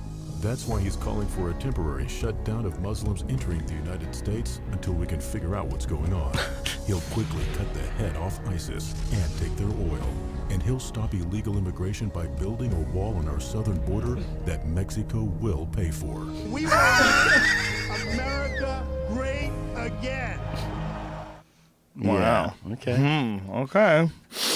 He got flack for that shot of those people running. That's not where they were from. That was a shot of Morocco. Yeah. That's pretty funny. That's not America. It's not running across America. He goes, just get me some brown people. Running. Any brown people running in black and white footage. We'll take it. Yeah. I don't know. He's entertaining. I will give him that. Fuck yeah. As a show, this is a fun show to watch. It's the best show ever. Yeah. I hope him and Hillary debate. Yeah. I hope he gets to debate alongside, because I think he'll crush her. Do you think your husband will be back in the White House getting blowjobs like he was? Oh, yeah.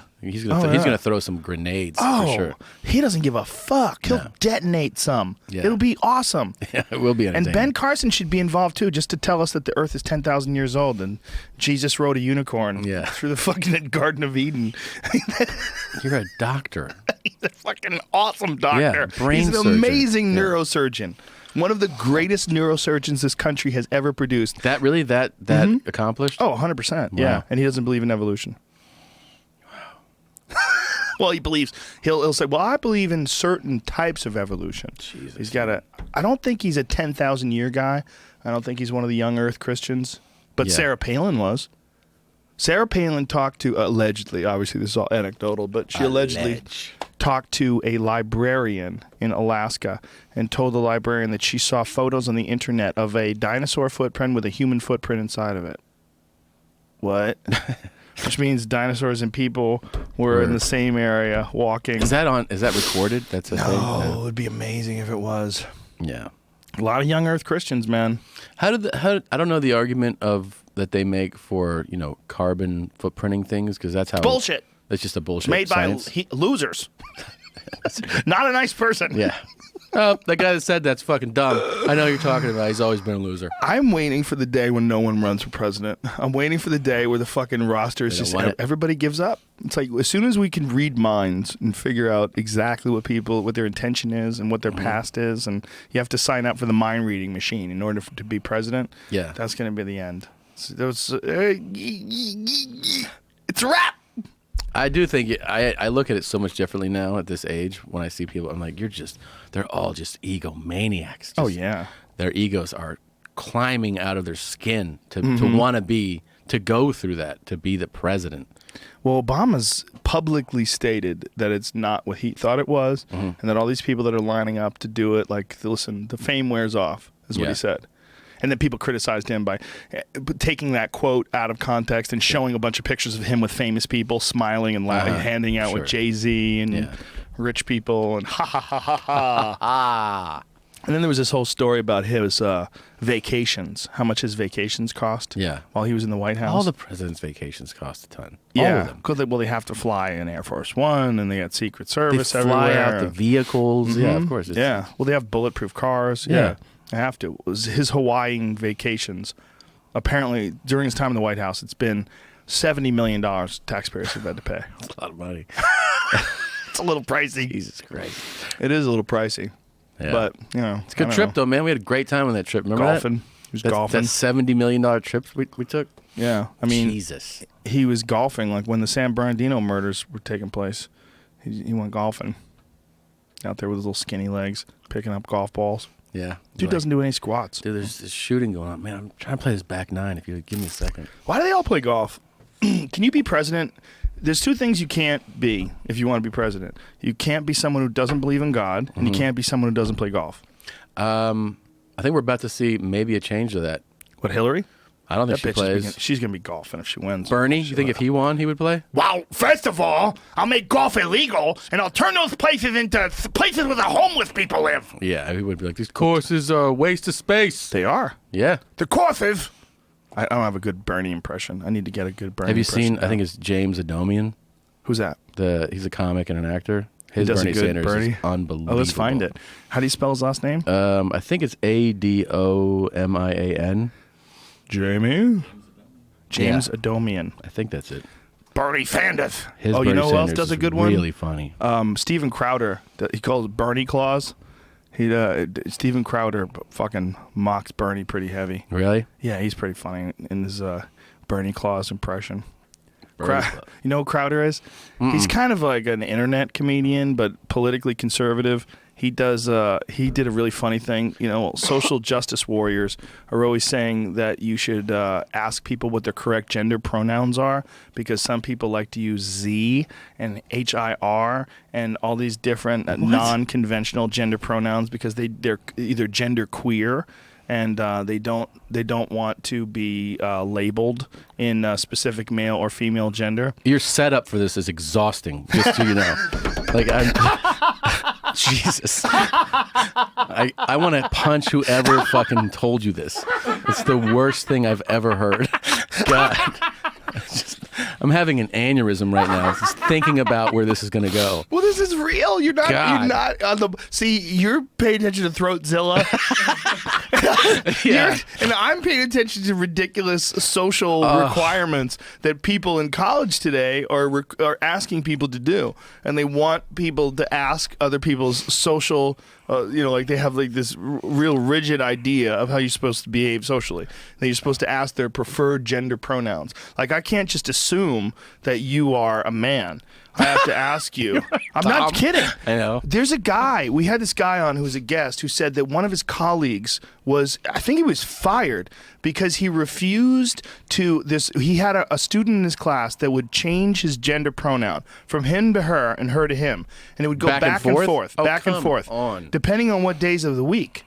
Like some days he wanted to be a girl and some days he wanted to be a boy. And this professor was not willing to do that. And so he was fired. Good for the professor. That's one where I 100% support. If you're going back and forth on today she is here and tomorrow he might be back. Like Maybe it's tomorrow I'm Z.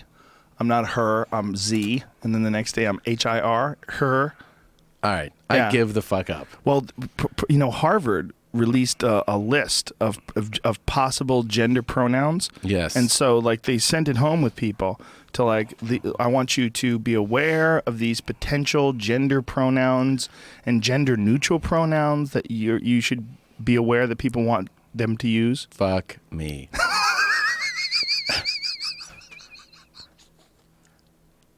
I would just walk around. I would go he, and then if someone's like no, I'd be like whatever. I'm You sorry. have a fucking beard, lady. I'm sorry. You're a he. Jesus. You Christ. can't have a fucking Tom Segura style beard and be a She? she. No. Her. Maybe you Z. You're Z. Z. Z Segura. Z. Segura. Mister. Can I say Mister? No. No. Well, when he was in class. Excuse me. When Z Don't was in say class. when Z was in class. When her was in class. So are- HIR. They're really Here. using Oh yeah. Z. Oh Z yeah. was ZHE. Here it is. Gender binary. These are gender binary. He, she, her, him. But gender neutral are they, them, theirs.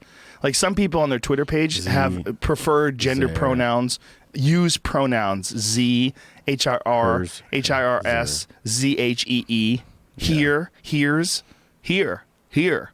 How about here? Pronunciation. HIR is here. It's not even her. Z, Zier, Ziers. Ziers. Sometimes Z, if this, you get crazy, they spell it with an XE. This looks XE. like another class I would have failed. Okay, because I would really. I would have run right through the fucking door. I would have never even bothered to open it. Jesus Christ. No, get me out! Boom! Like I would have been like the Kool-Aid guy. I would have left my outline like in the cartoons. Yeah. Gone. I'm gone. I'm not doing it, man. I'm really not doing it. What the fuck, man? What is going on? I'll tell you what's going on.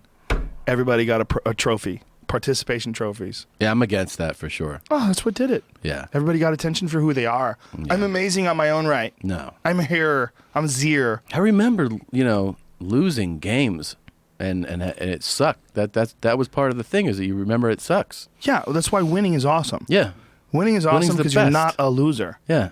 Yeah, when no one's a loser, winning isn't awesome anymore. Right. Because everybody gets participation trophies. No. Yeah, well, my daughter, when she was 3, she was playing soccer and no one won. I was like, what do you mean no one won?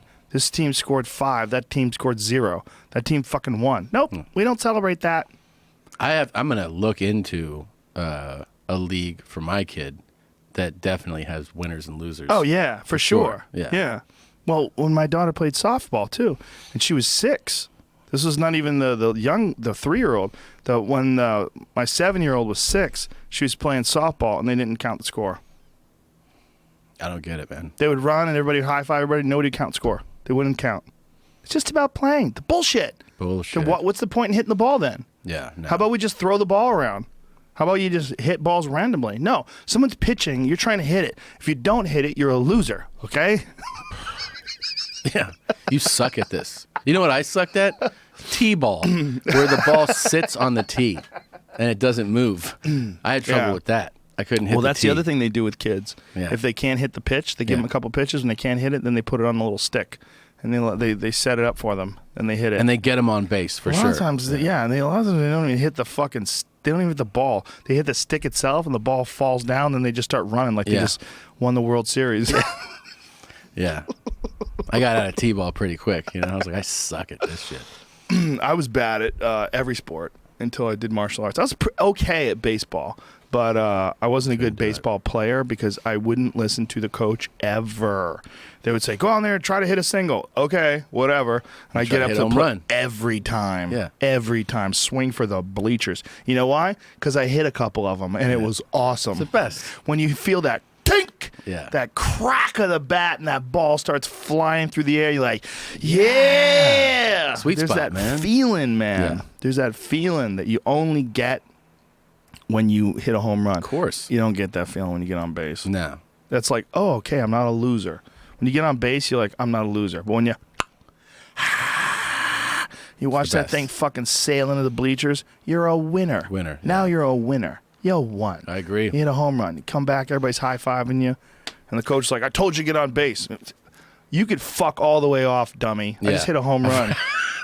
Yeah, that's why in football they always try to teach you when you tackle to wrap up. You know, they're like, lower your body, head to the side, shoulder into the chest, and then you wrap up. But you know what you try to do? You try to light people up. So you throw fucking, and you miss. You know, you the guy bounces off of it, but every once in a while you lay somebody the fuck out, and you're like, "What's up now?" And so that's why you do that. You know, That is why you do that. What the fuck is wrong with these coaches? Coaches Raising a bunch of pussies that want to be called Z or her Z. or Zer. Shit is whack. Zir. Well, let's see the Bernie impression. Do we have it? Yeah. Do we fire it up? What's his name again? James Adomian. Where's he at? He's here. He's an LA guy. Oh, okay. Let's go full screen on this bitch. Give James Adomian some props. Yeah, he's funny, dude. 2016 bipartisan debate, Donald Trump versus Bernie Sanders. My fellow Americans, I am running for president so that in the unlikely event that I am elected to office and there's not an immediate military coup d'etat to take me out of power, this country will engage in an unprecedented revolution politically to take on the billionaire class. That's really good. It's really good. Because in a society where the top 1% of the top 10% of the top 1% of the top 10% of the top 1% of the top 10%. For those of you not tracking it, that's 0.00000001 of the top 1%. This is a great country. This is a great country. This is a fun place. That's pretty good, too. Yeah, that's And really I good. promise, I'm killing everyone in the polls. I can guarantee you this. I'm killing everyone in the polls. And if I'm elected president, I will kill everyone. I promise you that. I can promise you that. Here's some facts, okay? The minute I become president, we'll start the Anchor Baby program, where we start bronzing Mexican immigrants and putting them on naval ships so that they're put to use finally. I'm just saying, bronze them and make it a real thing. No, it's no longer an offensive metaphor. Now, I know what you're thinking. I know what you're thinking. Bernie, you look like you're running for president of the Muppet Show. Look at his fucking hair. He's got two crazy. wigs. They grew to the left and the right. It's two I wigs. was forcibly held down in a cotton candy machine. That is true. But it happened while it was simultaneously being struck by lightning, giving me a rare superpower where I am simultaneously completely bald and I have more hair than anyone else running for president. Nearly impossible. Yeah, that dude, that's great. And so's I don't know the Trump guy's name, but he's great too. Yeah, what is his name? What's the Trump? If you highlight the video, it's Anthony, what is it? James Adomian, Adomian, and Anthony Adamanwick. Boy, Yeah, both immigrants, obviously. some names. Yeah, Both probably Muslim terrorists snuck Probably. into a border. probably.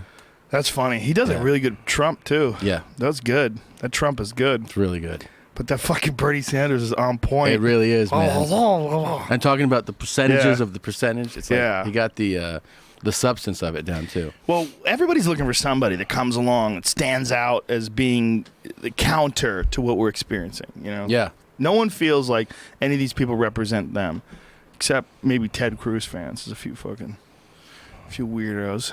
I like the guys that still stay in it, you know, when they know there's not even a shot. They Yeah. have that Why do you level think of they do denial. You're just in denial. Or There's they're pride. hoping.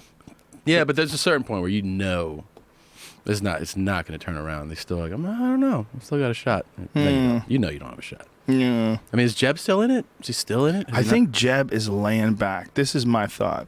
My thought is Jeb is rope-a-doping. He's letting all these people beat each other up, and he's laying way back. And I think he's going to be the eventual Republican nominee. That's what I Really? believe. Mm-hmm. Yeah. Doesn't he? His numbers are terrible, aren't they? Yep. I mean, Yep. And he's not trying. Not trying to do anything about it. He's got a long way to go. yeah. November, right? Which is Yeah. almost a year from now. Think about what can happen publicly in a year. Yeah. In a year, people become superstars. From no name to superstars. Yeah. In this world, the world we're experiencing today, Yeah, that's true. this is a different world. Like, you got to be careful. And if you're a media savvy guy, and I got to assume that anybody who grows up where his fucking dad was president and his brother was president, boy, if anybody understands that business, it's him and Hillary. Yeah. But Hillary looks so tired. She looks Think she looks worn out, exhausted. yeah. She looks exhausted. She looks super unhealthy. Here's a thought. Ready? Hillary Clinton and Christy Brinkley are essentially the same age. Are they? Aren't they? I don't know. I bet they are. I bet they're fucking close. Who would you rather hook up with? Hillary, just for the story. Yeah, it's a good story. Christy Brinkley, it's like, so you gonna marry her, bro? Yeah. With Hillary, like, ew, what were you thinking? You're like, no, dude, Christy I was Brinkley- doing coke, and I had fucking Viagra in me. Yeah, I did 200 milligrams of Viagra. I did 10 lines of coke. I drank a bottle of tequila. I was on ecstasy, and I ate mushrooms. She's had a real dog too, so she's had some savage sex. I think you know. You think so? Sure. She probably hasn't been fucked in forever. You don't think She's so? probably been a lesbian for the last 30 or 40 years, at least. Just hangs in there with him. It's just, they made a deal. I think they made a deal. Just take a picture What together. do I know? What the fuck do I know? I'm talking shit. But I got to assume, first of all, if you got a guy like Bill, you get to know him, you know that dude's a freak. He's Yeah. a whip his dick out type freak. Oh yeah. He's one of those guys like, hey, how Yeah. are you? Yeah. What we have Whoa, here? whoa, whoa. That's my dick. Belongs in your mouth. Look at that. Christy Brinkley. Bam. Mm-hmm. Bam. Now look at how, but that's a really good picture. That's a really good picture of Hillary too, by the way. There's some horrific pictures of Hillary. Yeah. You can find some monstrous ones. That's probably from about 30, 40 years ago too. How long ago was that picture? It says it's November 21st. So 2 months old. Lies. That's Photoshop. The same people that the girls are on Instagram, they use that. She's listed as 68 and Christy Brinkley 61, so 7-year gap. 7 year gap. Whatever. There's no way that Christy Brinkley's going to look that bad in 7 years. But You think so? go for a better picture, Christy. Lot can happen in 7 that's years. one for her. Look at that. Look at her face right there. Get the fuck out of here. Yeah, it's pretty dude. crazy. She's hot. But she's also genetically gifted. You know, that's her gift to look like that. You don't think so? I I mean- think there's a lot involved. There's not just genetics involved. She certainly was genetically gifted at the jump to have that bone structure. Yeah. But there's a lot involved there. First of all, there's massive exercise, She diet. takes care of herself. Yeah, for sure. Got to be some Botox and some cautious use of fillers. Kegels. Yeah, look at that one right there. Like, come on, man. That's a hot 35-year-old. Right. How is that possible? How is that? That doesn't make any sense. Why aren't her teeth rotting out of her fucking head? Are those real? They can't be real teeth. Probably not hers. Yeah. Those teeth are made out of like ivory from murdered elephants. Yeah. Those aren't real teeth. And you know Every what? fucking my grandmother died when she was like 64, and her Ooh, teeth look looked at like those shit. teeth. Why is she so hot? I appreciate the effort too. By the way, her forehead would not move if you had 100 Mexicans and 6 trucks trying to move it. Yeah, it's All the moving trucks in the world are not going to make that fucking forehead move. That thing is frozen in time, like a woolly mammoth trapped underneath a glacier. nothing's moving. Look at the fucking forehead. That shit ain't moving. She barely has some lines on the corner of her eyes. That's it. She's hot as fuck, though. Yeah. Whatever she's doing, everyone should do it. We should all do it. And by the way, this is what we're seeing from this rare of rare. The 1% of the 1% of the 1%. She's the rarest of the rare when it comes to like women in their 60s that are still hot as fuck. She's 100% hot as fuck. Right. That is what women are going to look like in the future. There's this doctor, I think his name Peter Welling, same guy who created Regenikine, that blood spinning procedure. They are literally months away from launching some new treatment where reignites your body's ability to produce collagen. Yeah. And so collagen is what makes your face turn all Hillary. Yeah. Like hang and droop and loses all its elasticity. They're going to bring that shit right back to life.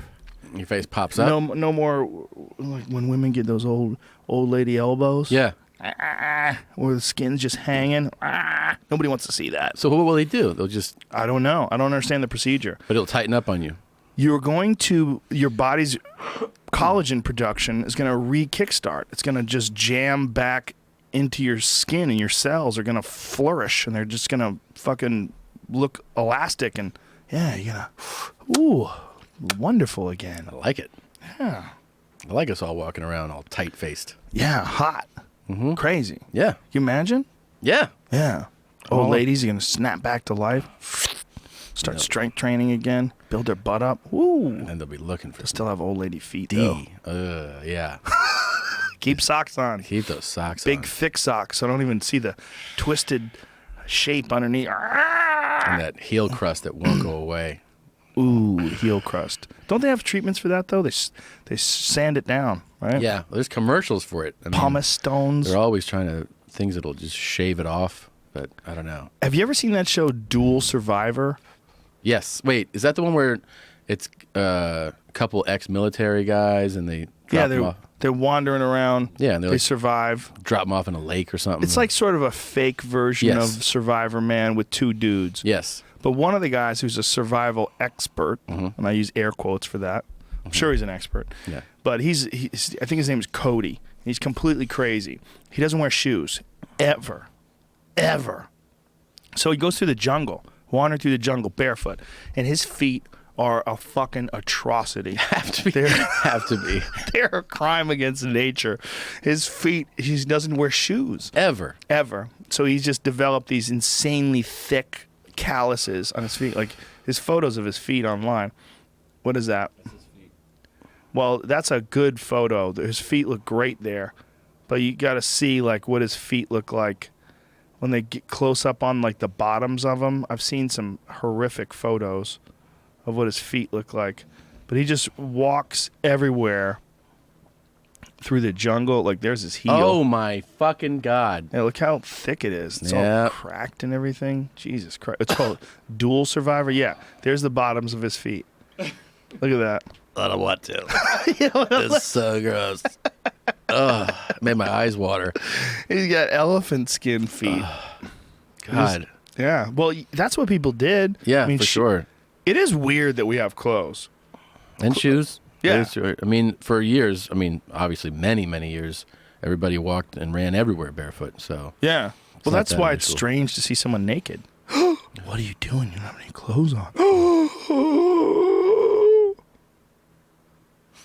Who's the first person to wear clothes? Who's the first person to come out of the cave? And you're like, what the fuck are you doing? This guy's got underwear on. And it's a guy with a little dick. Had to be. He saw a couple other. He was like, what the fuck is that? When do you think little dicks started surviving? People with little, like that's a trait, right? Right. Somebody with a little dick had to fuck somebody. Like, right. But that had to be like. But I don't know if that's I mean, is it a trait? Because I don't know. Everybody with a big dick has a big dick son? I don't know. You imagine if you have a giant dick and your kid has a little tiny micro dick? Man, I know. You're like, fuck. You're not my son. Yeah, you probably start thinking, that fucking whore. She's banging some little dick guy. She got tired of my big dick. My son's 3 weeks old. Giant hog? We have about the same size dick, though. I mean, his body, proportion-wise, about lines up. Can you imagine if your son was born with just a giant hog? Yeah. He comes out, and he's, why does he have two umbilical? Oh my God, it's his hog. It's his hog. Time he's a baby, it's hard every day. The balls look big. How big? I don't know, their body, it's so small, the baby, Right. and then you just see like a ball bag that stands out for how the size of the baby. Do you know that the size of the testicles is directly proportionate to the amount of promiscuous women who are in the area? Well, there's some fucking sluts where I live because he's got big balls on him. Well, they actually say that the human body adapts to the amount of promiscuous women that are in the area, and your balls. That's so crazy. It's how it is with primates. The more promiscuous the women are in the area, the larger the testicles are of the primate. That's why chimps have giant balls, but gorillas have little tiny balls. Little tiny balls and little tiny dicks. For chimps. For gorillas. For gorillas. Because chimp women are hookers. Right. They're just sluts. But gorilla women, they mind their P's and Q's. They fucking keep it in line. Right. And the gorilla has a... Right. The gorilla has a harem. He's got a harem. A big fucking pile of bitches. And just sticks his little tiny dick in there. But the chimp, they just fuck. Everybody fucks everybody. And when what's you're not the looking, super they fuck. slutty? The super slutty bonobos. Yeah. So they must have some dicks. Giant dicks, giant balls. Yep. They're balls. Chimp balls are giant, and that's the reason why they're giant. But they've observed that in humans, there's a direct relation to the size of the testicles. Because the more sluts there are in the area, the more competition there is to get your sperm in it. Mm-hmm. So you have to produce more sperm. So you have to have larger balls.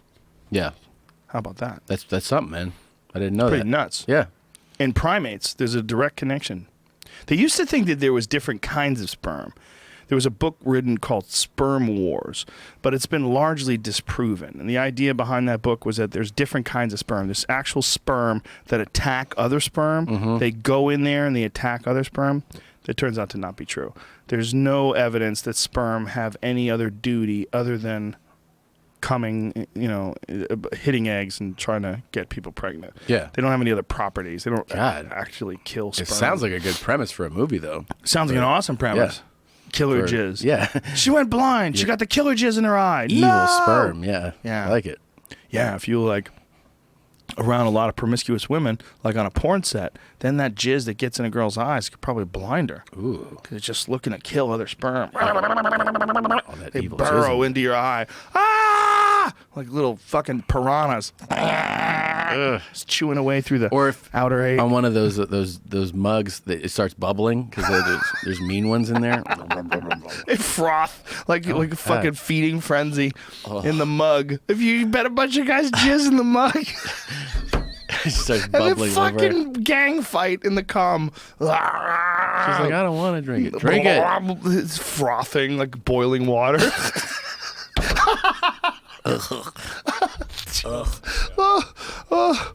Have you ever gone fishing where there's a feeding frenzy?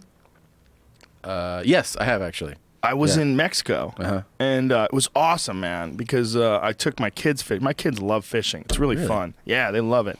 Because it's fun for little kids. Like, if you could get them, like, near where the fish are, and they actually catch one, it's so exciting. And then they get to eat it. Mm-hmm. They're so happy. Like, we caught this. I'm eating it, and we caught it, Mommy. Like, they're so excited. But we went out in Mexico, and there was, like, 100 yards, like a football field size, of all these jacks, like amberjacks, I guess they are, skipjacks, whatever they're called. Yeah. And they were crushing these bait fish. So they're like anchovies or something like that, or minnows, whatever the fuck it is, and they're smashing these things. And the whole like football field size is just frothing. And all you had to do is get close to it and cast a lure in there. Yeah, and then bam! out. Yeah. And the girls were like, ah! And they're holding on to the rod, and I have to hold on to it with them. Otherwise, like the fish will literally pull the rod into the water. Right. It was wild, man. It's wild. Yeah, fishing is a pretty good time. I haven't done it in a while. Fucking love it. It's fun. So fun, man.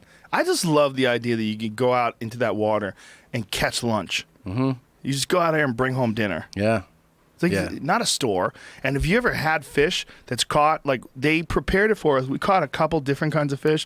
We caught when I was in Hawaii, we caught an ono. They call it, or it's a wahoo, but they call them onos.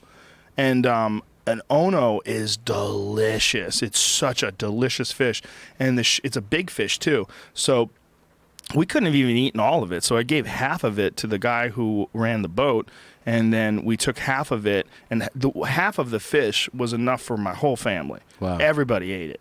And they ate it, they prepared it a bunch of different ways. They made sashimi out of it. They made they baked it and they grilled it. So they gave us like 3 different preparations. What? And they even made ceviche. Yeah, they made ceviche as well. What city were you in doing this? That was in Maui. Wow. Yeah. It was really awesome, man. That's no, awesome. actually, that was on the Big Island. But I love Hawaii, man. I wish it Hawaii's wasn't the so shit. far. I know. But that's why it's awesome. It's because it's so far. Yeah. If it was right there, it'd be like Mexico. Just go right there. But Mexico's pretty badass too, man. You go there recently? Mexico? Yeah, Yeah. I was there last year. What area? Punta Mita, I Okay. think it's called. Is that Puerto Vallarta? Is that what it is? I don't know. I think it's I've near been Puerto Vallarta. Yeah, I went to Tulum. Tulum is nice. That was cool. Next time I go, I want to go where the Aztec pyramids are. Because when I was in Mexico City, I've been to Mexico City twice last year for the UFC. And but when I go, man, I just fucking chill in my hotel. I work out. That's a pretty crazy city, right? It's nuts. Yeah. It's chaos. First of all, the pollution is worse than anything you've ever seen in your life. Really? Oh my God. I took photos and put it on my Instagram, and people thought it was bullshit. Really? It's insane. Like the photos on Instagram that I put up, it looks like you're in a fire. Like it looks like it's That a fire. bad? Oh, it's crazy. It's way worse than LA. It's like LA in 20 years if Well, it's Donald way more Trump people, becomes right? president. Yeah, yeah. Yeah. It's Yeah. the biggest city in the world. Is it Yeah, I believe so. more than Chinese cities like Beijing? Those aren't people. So oh, it right. doesn't- I don't know. I'm pretty sure it's the biggest. It might be just the biggest in North America. You might Yeah. be right. Yeah, they might have Chinese cities with 100 billion I think people. Tokyo's the biggest last time we looked this up. Tokyo? Yeah, it's like 22, 30 million. So it's a lot. I But saw isn't a that thing. LA? Doesn't LA have 20 million? Nah. It's not official. Well, let's Yeah, Google the I'll look world's. right now. Let's guess right now. I'll tell you this. My guess. I have a guess on a couple of Okay. things. L.A. County, not city. Right. County is probably 13, 14 million. That's the whole You're not county. counting Mexicans. Am I not? How many illegal aliens are there in California? In No one has California? a fucking clue. 7 million. Isn't that hilarious? Yeah. It might be true. Yeah. 7 million illegals. Yeah. 13 million regular Yeah. normal people. Normal people. What is that? This is 3.8 for LA. Bullshit. I think that's like LA City proper. That's exactly what that is. horse shit. That's LA a City That's proper. Los Feliz. Yeah. He's right. Tokyo's 13 something. Wow. But that's not counting. That's not the greater metropolitan. Yeah, area. that's the thing is that LA is not really a city. right. It's, I mean, it seems like There it's a you go. silly. Whoa, what is 18 million? Greater Los Angeles area, 18 million. Yeah. 18.5. Yeah, that seems. that's more That seems. likely. See, the thing about when I say LA is not a city, what I mean is like New York City's a city. It's only New York City. Like you go there and you're Right. like, oh, Top to now we're in bottom, the left to city. right, we're in the city. And people say, oh, we left the city. Greater Tokyo is 35 million. Oh my God. 27% of the nation's entire population. Wow. Now, how about China's cities? Because I saw something that said they have something like 10, or maybe more than 10 cities in China with 20 million or more people. Oh my God. Jesus Christ. China cities. There you go. List of cities. Wow. Look at that. Wait a minute. Look at What that first the city. fuck? We don't even know what fucking city that is. What's area? Hold on. Where's the population? Guangzhou Guangzhou. has 12,700,000. Okay, so Shanghai 23. Jesus. 23 for Shanghai. What is Beijing? Beijing. That says administrative area. You see what I mean? That's 19. not the real. But see, the problem with this is you're leaving this up to people in China to count their people. Yeah. Okay, there's a city that you never heard of that has 28 million. Chongpeng. What is that? Chongo. I think you did an admirable attempt. Isn't that funny? Yeah. That if you do that, you're an asshole. Yeah, of course. You know, if you incorrectly pronounce Asian cities in a humorous way, Yeah. you're a terrible person. Of course. You can't say chong. You can't say that. Well, You're you a just bad- did. But I'm a bad person. Right. See, of I'm course. a bad person. Isn't that funny? Chong. Guangzhou. Guangzhou. Guangzhou population 2015. What do we got here? 14 million? Yeah. Yeah. According to who? Guangzhoujians? They're not counting. They're not counting for real. They're hiding their babies, too. They're for real, for real. And you only allowed to Look have at that. women. 30 million Yeah, additional. 30 million migrants. Living in the area for 6 months out of the year. What? What? Oh, Come my on. God. So they have 13 million and 30 million. 30 million people just kind of sitting around. They don't really live here. There are Well, snowbirds. you're living there. Yeah. Are you living there? You're living there. You can't say migrants. No. You're fucking with your numbers, man. That's Hollywood logic Yeah. or Hollywood arithmetic. Yeah.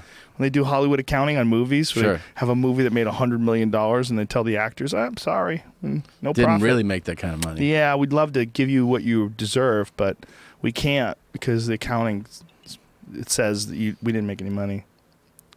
Yeah. That's how they do it with record companies too, right? Yep. Have you seen Soaked in Bleach? Soaked in bleach? Yeah. No. That's something that I have to watch. What is that? It's Courtney. There's a documentary about Courtney Love. Eddie Bravo and Brendan Schaub were fucking raving about it. Oh, They were really? saying that she killed Kurt Cobain, and her former bodyguard or private investigator, apparently, he's the one who recorded all these conversations with her, and it's another Netflix jammy. No, it's Jammy. not. No, it's a documentary, but it's on Netflix, right? Yeah. Yeah, we were talking about Narcos. You just started that. Yeah, It's really Narcos. good. Really Narcos is the shit. good. So good. It's fucking Netflix is killing it lately. F is for Family, the Bill Burr series, Great. hilarious. Bloodline. The new Bob and Dave show, Yeah. Mr. Show, they're doing a new with version Bob of and it. David, yeah. They're calling, I don't know what they're calling With it. Bob and David. That's what it's called, Yeah. With Bob and David. It's Yeah. funny, man. Yeah, I haven't it's seen it. really good. I saw the Aziz Ansari show. Yeah. It's okay. It's been rave reviews. Aziz Ansari shows? Yeah, for Really? sure. Yeah. It's okay. I haven't seen it. Bloodline. It's not bad. Yeah. You watched the Yeah. whole thing? I watched the first episode. It's like, it's okay. I mean, I had a couple laughs. You know who was funny in it?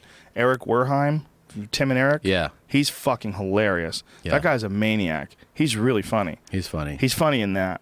But Bob and David, maybe the problem is I compared it to Bob and David. Maybe if I watched it on its own, I Yeah. would like it more. But Bob and David was fucking funny, like really good. I just got into The Killing and ran through that, which was an AMC show that ended up on Netflix, and then Netflix paid for a 4th season. Really? That series, I loved it. I loved The Killing. What is it about?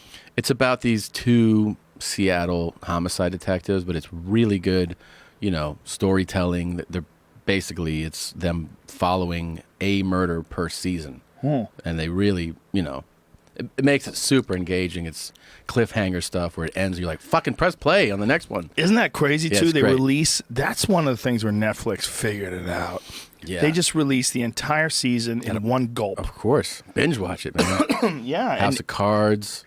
everything. They had House of Cards. I watched House of Cards, too. Yeah, it's I great. watched 1.5 episodes. That's all I've seen. But I saw it on a plane. American Airlines has Netflix on a fucking plane. Well, that one, I'll tell you, I think you get 3 episodes in the House of Cards, consider it. Oh, you're done. You're going to watch the whole fucking thing if you make it that far. Really? Yeah. It Gets better? Pilots are tough. I think, as the more you watch shows like that, you understand that pilots are tough to introduce a world, introduce characters, make you care about what's going on. But Yeah. if you can get over that hurdle and you get to the second or third, and when it's good, like I said, Bloodline, I was totally impressed with after I got through a couple episodes. And Fargo, which is not a Netflix thing, but both of those seasons, the first season pilot of Fargo is just one of the best pilots I've ever seen. I never hear about Fargo. I never hear about it. So fucking good. Really? I think it might be the best show on television. God damn it, Tommy. Yes. How are you saying this? You got to check it out.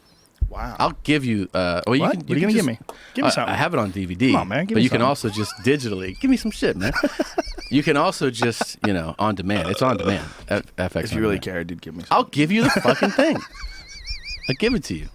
Is it on? It's on Netflix? No, it's No? on. But if you have Apple TV, Oh, you it's go on to Apple TV? FX on demand. Oh, you can just watch it on okay. demand. Apple TV is another thing. That is the shit. It's just Netflix is built $99, in. man. I And know. Netflix built in. It's great. And the new one apparently is even better. I got the last generation. I don't have the. Is the new generation out? Of I what? don't even Of have Apple TV? I got the old shit. I don't What- even have the new shit. There's new shit. There's a new one. New Remote's shit. better and all that. It's way easier to use. It's faster. The remote's better. Ooh. Ooh. I might have to get a second Apple TV. Isn't there a way you can make a remote with your phone? You turn your phone into a remote? That's some shit. That's some Jamie shit. Well, they've been doing that with Android phones for a while. Some Yeah. Android phones actually have like an IR thing in the front where you can like point it at your TV and you can actually change channels. The Apple guy was trying to get me when I was in the store. Like, he's like, "Oh, get these, buy these lights, What? and then your phone can control lights, make them different colors in your home." And we I was have like, those. Okay, They're here. They're never, here? Never installed them. Oh, okay. Yeah. Well, I don't have that kind of time, dude. I go, dude. All right, come on, just let me get a fucking Yeah, laptop. and then someone hacks my phone and turns the fucking lights on, Right. off and on while Yeah. I'm sleeping. It's no fun. Bullshit. That's bullshit. It is bullshit, man. It's a light switch. My wife installed these stupid fucking light panels in my house. Mm-hmm. They're like a little computer. Like you have to touch it. It's a touch screen thing. It's so stupid. She likes it because it looks cool, but they don't click. There's not a click. So right. when you walk in a room and the light's off, you can't just touch it. Right. You have to look at it, find out where the white light is, touch that, and then wait. it turns on. Yeah. It's glass. Yeah, no. There's no tactile feel. It's horse shit. Horse shit. How do you feel about curved TVs? Curved TVs are dog shit. They can suck my dick. How about that? All right, I was looking for an opinion. I want a flat TV. Yeah. God damn it. I'm Everyone's not looking talking to about sit in a curved TVs. fucking cockpit of a jet. Yeah. Why Well, is it curved? I don't know. What, am I have to look left, look right, look forward? I don't know where to look. I want it right in front of me. Flat. And you know what? Not too big. How about that? What size are you TVs talking can about? get too fucking big. What size are you talking about? Assholes, they're 100-inch TV. What the fuck are you looking at? What are you going up to, How 55? close are you? How about you get a smaller TV and sit closer, you fuck? Why? You got a 100-inch TV. We got to sit a mile away from that fucking You thing do to have to take in sit the a- entire image? You have to sit a That's mile back. stupid. What about That's projectors? Stupid. Those are dog shit. I've had one. They Dog take shit? they take a couple seconds to boot up. They're stupid. So if someone steps in front of it, you see that person on the screen. So That's TV's the way to stupid. go. TVs are definitely the way to go. The image is better too. And I've had several generations of projectors. Were you at my house? Excuse me. When I had the projector room? Yes. Yeah, that's all gone now. There's a pool table in there. I gutted that room. Oh, you did? Yeah, I changed it. I didn't know that. But when the projector was there when I got there, when I moved in, it was one I had to buy it, and it was stupid. I shouldn't have bought it. I should have told them, take that wonky hunk of shit and get out of here. I own your house. Kick the bricks. Yeah. But the light, if the curtains were open even a little, you couldn't watch TV. Yeah, that sucks. You had to make it so dark you couldn't see anything. So you had to get blackout curtains. You had to and- get blackout curtains. You had to shut the door. If anybody opened the door while we were watching TV, close the door. Yeah. You can't see the fucking screen. That sucks. It was so stupid. So then we got the next generation of projector, which is smaller. It's a lower profile, and it was much, much, much better. And then I got a big TV in there, and I was like, these things are stupid. Projectors are stupid. They're just not as good. It's not as good. All right. I mean, I'm What, just you thinking about it. it? You thinking about it? Oh yeah, I love I love watching movies and all that. So Just get a TV. badass TV. You want a All right. nice TV. They have 4K TVs now. Like, this is a 4K TV. This fucking thing looks so good. The resolution is so high end. It's so pretty that when you're looking at an image, like, it doesn't get any better than that. You know, my new special's in 4K. Oh my goodness, your new special that's out this Friday on Netflix? January 8th. What's it called? It's called Mostly Stories. Why'd you call it Mostly Stories? I just figured I'd tell stories, and even though it's not the whole special is not stories. Is the story about your doctor in this one? That's in my other special. Oh. It's in my other special. I fucking Yeah. love that story. Yeah, that one. You know that I get a breakdown of what does the best from a Sound Exchange. They go, here's what people are playing the most on Pandora. Really? Yeah, and that story's number one. It's a funny fucking story. That's the Dr. Dick story. Yeah. Yeah. But this one That's a real guy, too, right? It's a real guy who I finally told him that I told a story about him, and I gave it to him to listen to. And then he called me. He was like, I fucking love it.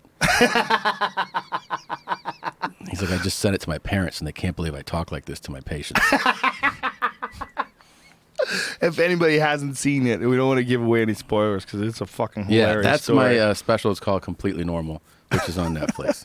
But the new one has... Is that has the a one with the bunch- Serena Williams bit in it? Yes. Yes. Okay. But this one has a bunch of stories of, it has A bunch of stand-up. It's a stand-up special, but I have stories about my trainer in it. I have a story about... Oh, your Jesus trainer? Yeah, I have him. Does he know? No. And then I have... he's going to find out, I think. He's definitely going to find out. He's going to find out. I have my Mike Tyson stories in this new one. That's a great story, too. Yeah, and I have a story about a movie theater fight that I got into, and yeah, there's all kinds of stories in it. So I called it mostly stories.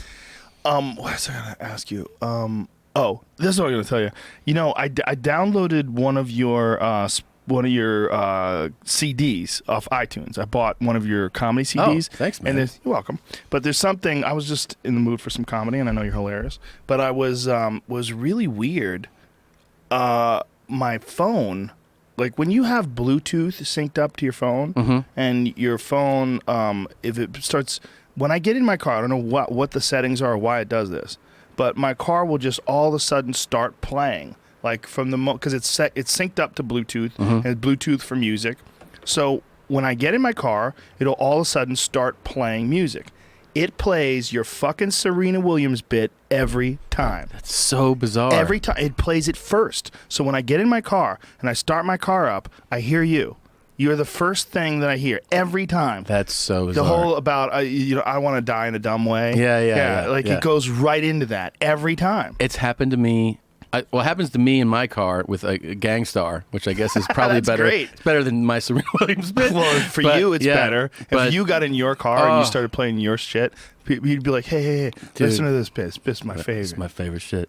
But actually, you know who else it happens to with what you're saying is my mother called me and she goes, I bought your album and now every time I get in the car it plays, and how do I stop it from doing that? And that's my own mother. You know, she's fucking sick of my shit. So but it's why, I wonder why your song, or that one bit rather, plays every time. Every time I get in my car, it starts off with that. That is weird. Yeah, it's very strange. But it's what is your Gangstar one that goes? It's I think it's Above the Clouds. Which makes sense because alphabetical. That's alphabetical, right? So, but Gangstar. But what? I mean, I don't know, man. Yeah, I don't know what it is. And then sometimes if I plug in the phone, then it will also only play that song and won't let me fast forward or jump to another song. What is the name of that bit? I think it's called A Good Death. This is it. Oh, that's why. God, that's I do think about death. That's why. I just want it to be justified. That's how every fucking day starts for me. It's because Yeah, it must be. It must be. Well, that's a good move. I'm going to name all my bits a big dick story. Imagine if that was like what I did with my special. Every fucking bit was called a big dick story. Another big dick story. Another big story. My favorite big story. I had that thing where that was kind of the idea behind when I did my first album called Thrilled, where I do like a parody of Michael Jackson's Thriller. Yeah. The whole idea, like part of the fun of that was so that because I knew that people who got the album had a good chance of in their library having it next to Michael Jackson's Thriller.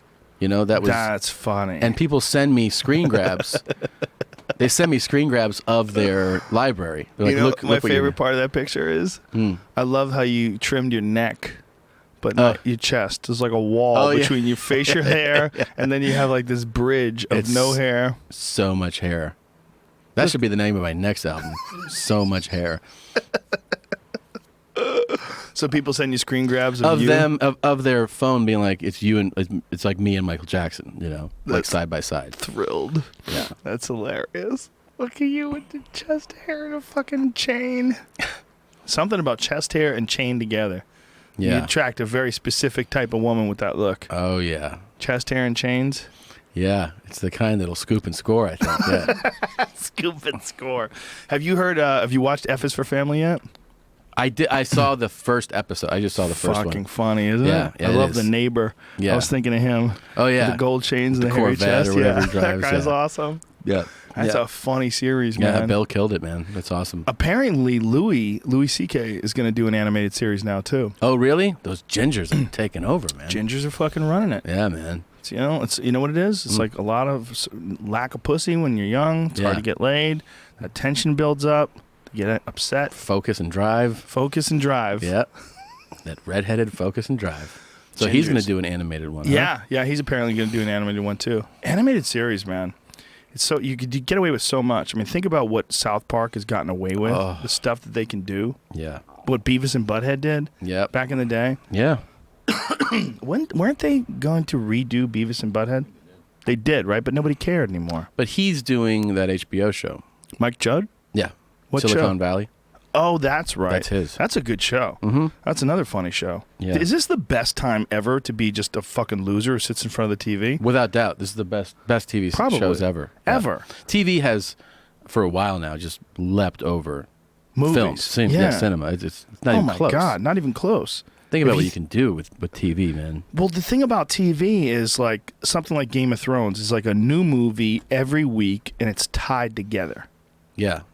Yeah. In a movie, I mean, how much can you really get attached to a character in a 2-hour film? You kind of can. But not like the way you can over right 10, 15, 20 episode season for sure. You know what else I like? That these television shows, whether it's Narcos or whether it's Game of Thrones, they're largely unknown actors. So you associate them with the actual character, instead of going, oh, here's Benicio del Toro playing another crazy guy. Right. That happens, yes. That's big, man, because when I go to the movies and I see Tom Cruise, I'm seeing Tom fucking Cruise. I'm not seeing some mad scientist. I'm not seeing a private agent. I'm a secret agent. I'm seeing Tom fucking Cruise. He's famous. Or Bradley Cooper or Jennifer Lawrence. I'm seeing them. I know it's them. You can't lie to me. It's why those actors that really get into playing parts stand out so much. Like the way that Philip Seymour Hoffman used to play roles, you lose yourself in his role because he was so committed to not being the actor. He was the part. Daniel Day-Lewis is my favorite example of that. Yeah. That fucking guy, when he did that boxer movie, he did nothing but box for a year. Really? For a year. All he did was go to the boxing gym every day and train. He's the only guy that I've ever seen in a movie where he actually looked like a real boxer when he was doing the scenes. It was like if you watch The Fighter with Marky Mark Wahlberg and he's playing not a tour guide, Mickey Ward. He's playing Mickey Ward. Yeah. He doesn't look like a boxer. He looks like a guy who knows how to throw punches. Gyllenhaal? Do you think he looked like a boxer? I didn't see that movie yet. Oh, I didn't see it. But the Marky Mark movie, he doesn't look like a guy who's actually been boxing. He looks like a guy who knows how to throw punches. But there's a big difference between a guy who knows how to throw punches and a guy who knows how to throw punches anticipating that somebody punches back, and the idea of an actual boxer. There's a difference between knowing that a guy is going to stand in front of you like a Rocky movie or a guy who looks like a boxer. And Daniel Day-Lewis is the only guy I've ever seen in a movie that actually looked like a boxer. And this is him jumping rope, but maybe there's a... Oh, that's him actually jumping rope. Yeah. Look how good he's jumping rope. Holy shit. That ain't shit, man. Yeah, that guy's an animal, man. He really is an animal. That motherfucker, he when he did that My Left Foot, he was in character. Like for like a year. Well, they said he was like that for There Will Be Blood. Yeah, for stays Lincoln. in character. Yeah. That's probably annoying as fuck. It's gotta be. Imagine if you do it in a movie like Lincoln and nobody gives a shit. How about Offset when you're, lunch Try to is go to ready? dinner with them? Yeah. I'll have a milkshake. Yeah. Like, come on. Hey, Abe. Sorry. Yeah, it's gonna wear on you. 7 years ago. Nobody gave a fuck about that movie. More people cared about the Abraham Lincoln versus the vampire movie, Abraham Lincoln Vampire Hunter. Yeah. More people cared about that movie than the Daniel Day-Lewis Abraham Lincoln movie. Yeah, I believe that. What is that? We don't give a fuck about historical movies. I don't know. Sometimes they take off, right? I think part of it is this. Well, no, I think part of it is now is that we have seen a lot. Like, there's a point where you go, I know, even though it might be worth telling, I've seen a number of Holocaust movies, or I've seen a number of civil rights, American stories. So when those come out, you go, I kind of know the story. Right. So I think that's where the interest, the box office goes down. People go, well, I know this story. And you can retell it or tell it in a new way or interesting way, but people feel like I got it. Right. I've seen the story. Right. It doesn't feel like new, but it was for a moment. It's boring. We don't want to hear about it. We don't want to hear about history. I want spaceships, and I want aliens and laser beams and explosions. Did and you see vampires. The Force Awakens? Yes, I did. What did you think? I loved it. Haven't seen it yet. You should before I tell you everything that happened. Uh-oh. Ready, go. I do want to see it. I want to see it. It's good, man. I was obsessed with it when I was a kid. I enjoyed the shit out of it. Yeah. It's a perfect blend of new and old. It's a perfect homage. It captures the essence of the original films, but with much more updated special effects, graphics, storytelling, and acting's really good too. Like, there's nothing bad about it. I loved it. Have you started watching? We were talking about Netflix, Making of a Murderer. No, I have not. Get your entire life together. I know, I need to. Everybody keeps fucking telling me that is the number one thing that people tweet me about, other than I'm wrong about Bernie Sanders. I'm not. You're wrong about Bernie Sanders. He did not say 90%. He said he's okay with it's not too much if it's over a certain amount. I'm not done with it. Feel the burn. You're gonna. It's shit your pants. I keep saying it. I keep hearing that. Yeah. Apparently, I've listened to a Radio Lab podcast that talked about the exact same story. It is, right? Yeah, I looked it up. It came out in like 2013, Mm-hmm. but they left out all the corruption what's going on in the movie. Yeah. Yeah. They told like the state side of the story. Or And the state side of the story and the woman's side of the story who accused the man of rape, and she thought I don't know. The level of conspiracy involved in this is just. It's mind-blowing. Yeah, the Radio Lab thing didn't cover that at all. That's what really that kind of sucks you They in. couldn't have, though. Radio Lab only had an hour, 2 hours. These guys do 10 episodes. That's that insane. Are like a little over an hour each. See, that's where something like Netflix fucking shines. Yeah. Because you can't do that anywhere else. Yeah. They won't let you. No, like my new special is 6 hours. Wow, that's amazing. Yeah. Are you naked in all of it? In most of it, the beginning and the end. Is there a lot of asshole shots? Or I don't like that. There's a lot. What I try to do, I do the diaper change style, and then I do the face down. I do both. I had a guy come up to me at the fucking Improv the other day, asked me to do comedy at a nudist camp. Mm-hmm. He's like, "It's amazing. Everyone who performs, they perform naked." I go, "Oh yeah, okay." And he goes, "Are you interested in doing it?" I go, "Nope." See ya. He goes, "Oh, come on, man." I go, "Hey, dude, you're not going to see my cock." Yeah. Okay. You want to? Yeah. This is your elaborate method. The guy was clearly gay, by the way. And he was going for that cock. Didn't you who was the guy that was dying to see you, or was that at a gym or something? Didn't you have a guy somewhere that was eyeballing you, something like that? Was it working out every day, bro? But I mean, you know. Well, there was I did work out at a gay gym for a while when I was on news radio. I worked out at Gold's Gym on Cole. But like wasn't like the same guy waiting all the time? Oh, that was in jiu-jitsu. Jiu-jitsu, yeah, okay. That was this guy. Well, we had to kick that guy out. Right. He was. Did he just like hang back all the time? He wasn't just he would wait for me to get dressed, but he waited for everybody to get dressed, and he would harass guys. He would like say a bunch of creepy sexual shit to people while they were changing. Yeah. Which and he also would go and do jiu-jitsu and purposely get his ass kicked. Like, so you're manhandling him? Yeah, he wanted to. Like, he barely fight back. Man. Like, I remember he rolled with this one guy, and the guy tapped him, like, really quick, and the guy realized he wasn't fighting back, and they, like, looked at him, and they looked at, and the guy tried to keep going. He goes, "No, I'm done. We're not doing this. We're not doing this." First of all, you just came all over yourself. So it's making me uncomfortable. Well, he said to my friend Brett, he said, sometimes I just come here to get my ass kicked. Come on, man. What? This is not the place for that. Brett was one of the guys who got him kicked out of there because he would just say creepy sexual shit to him. That's creepy. He would say weird shit to guys, you know? Like one time I would wear a jockstrap, and then over my jockstrap I would put a cup on. Mm-hmm. You know, and the cup goes in a jockstrap. He goes, "Yeah, you wear 2 jockstraps?" And I just looked at him like, "Why are you staring at me getting changed and commenting on what I'm?" Why did you? Shut the fuck up, man. Yeah. This is weird. And the way he would do it is like this longing look in his face, like just hoping that you just pull your cock out and just stuff it in his mug. Throatzilla. Yes. Sweet freedom. There was none of that. That's another thing about the evolution of porn. Mm-hmm. 2 things that have happened that have been pretty radical. One, no one has hair pussy anymore. Pussy hair. Pussy hair's out the wood. Yeah? It's gone. The radical crazy girl has a little landing strip. Oh my God, she's crazy. Do you like a little bush? You like some bush? It's not that I like it or dislike it. I have no problem with not getting pubic hair in my mouth. But what I'm thinking is, kids today, they don't know what it's like to get a pubic hair stuck in between your teeth. Yeah. They It's don't part know of what it's growing like. up. Yeah. Yes, for us. Sure. That feeling Yeah. where you have it in your tongue, Yes, sir. you can't get it out. And even if you get it out, you think he's still in there. You keep going. Never get it out. You don't use that move for anything else than removing pubic hairs from your mouth. Maybe if you bite a napkin.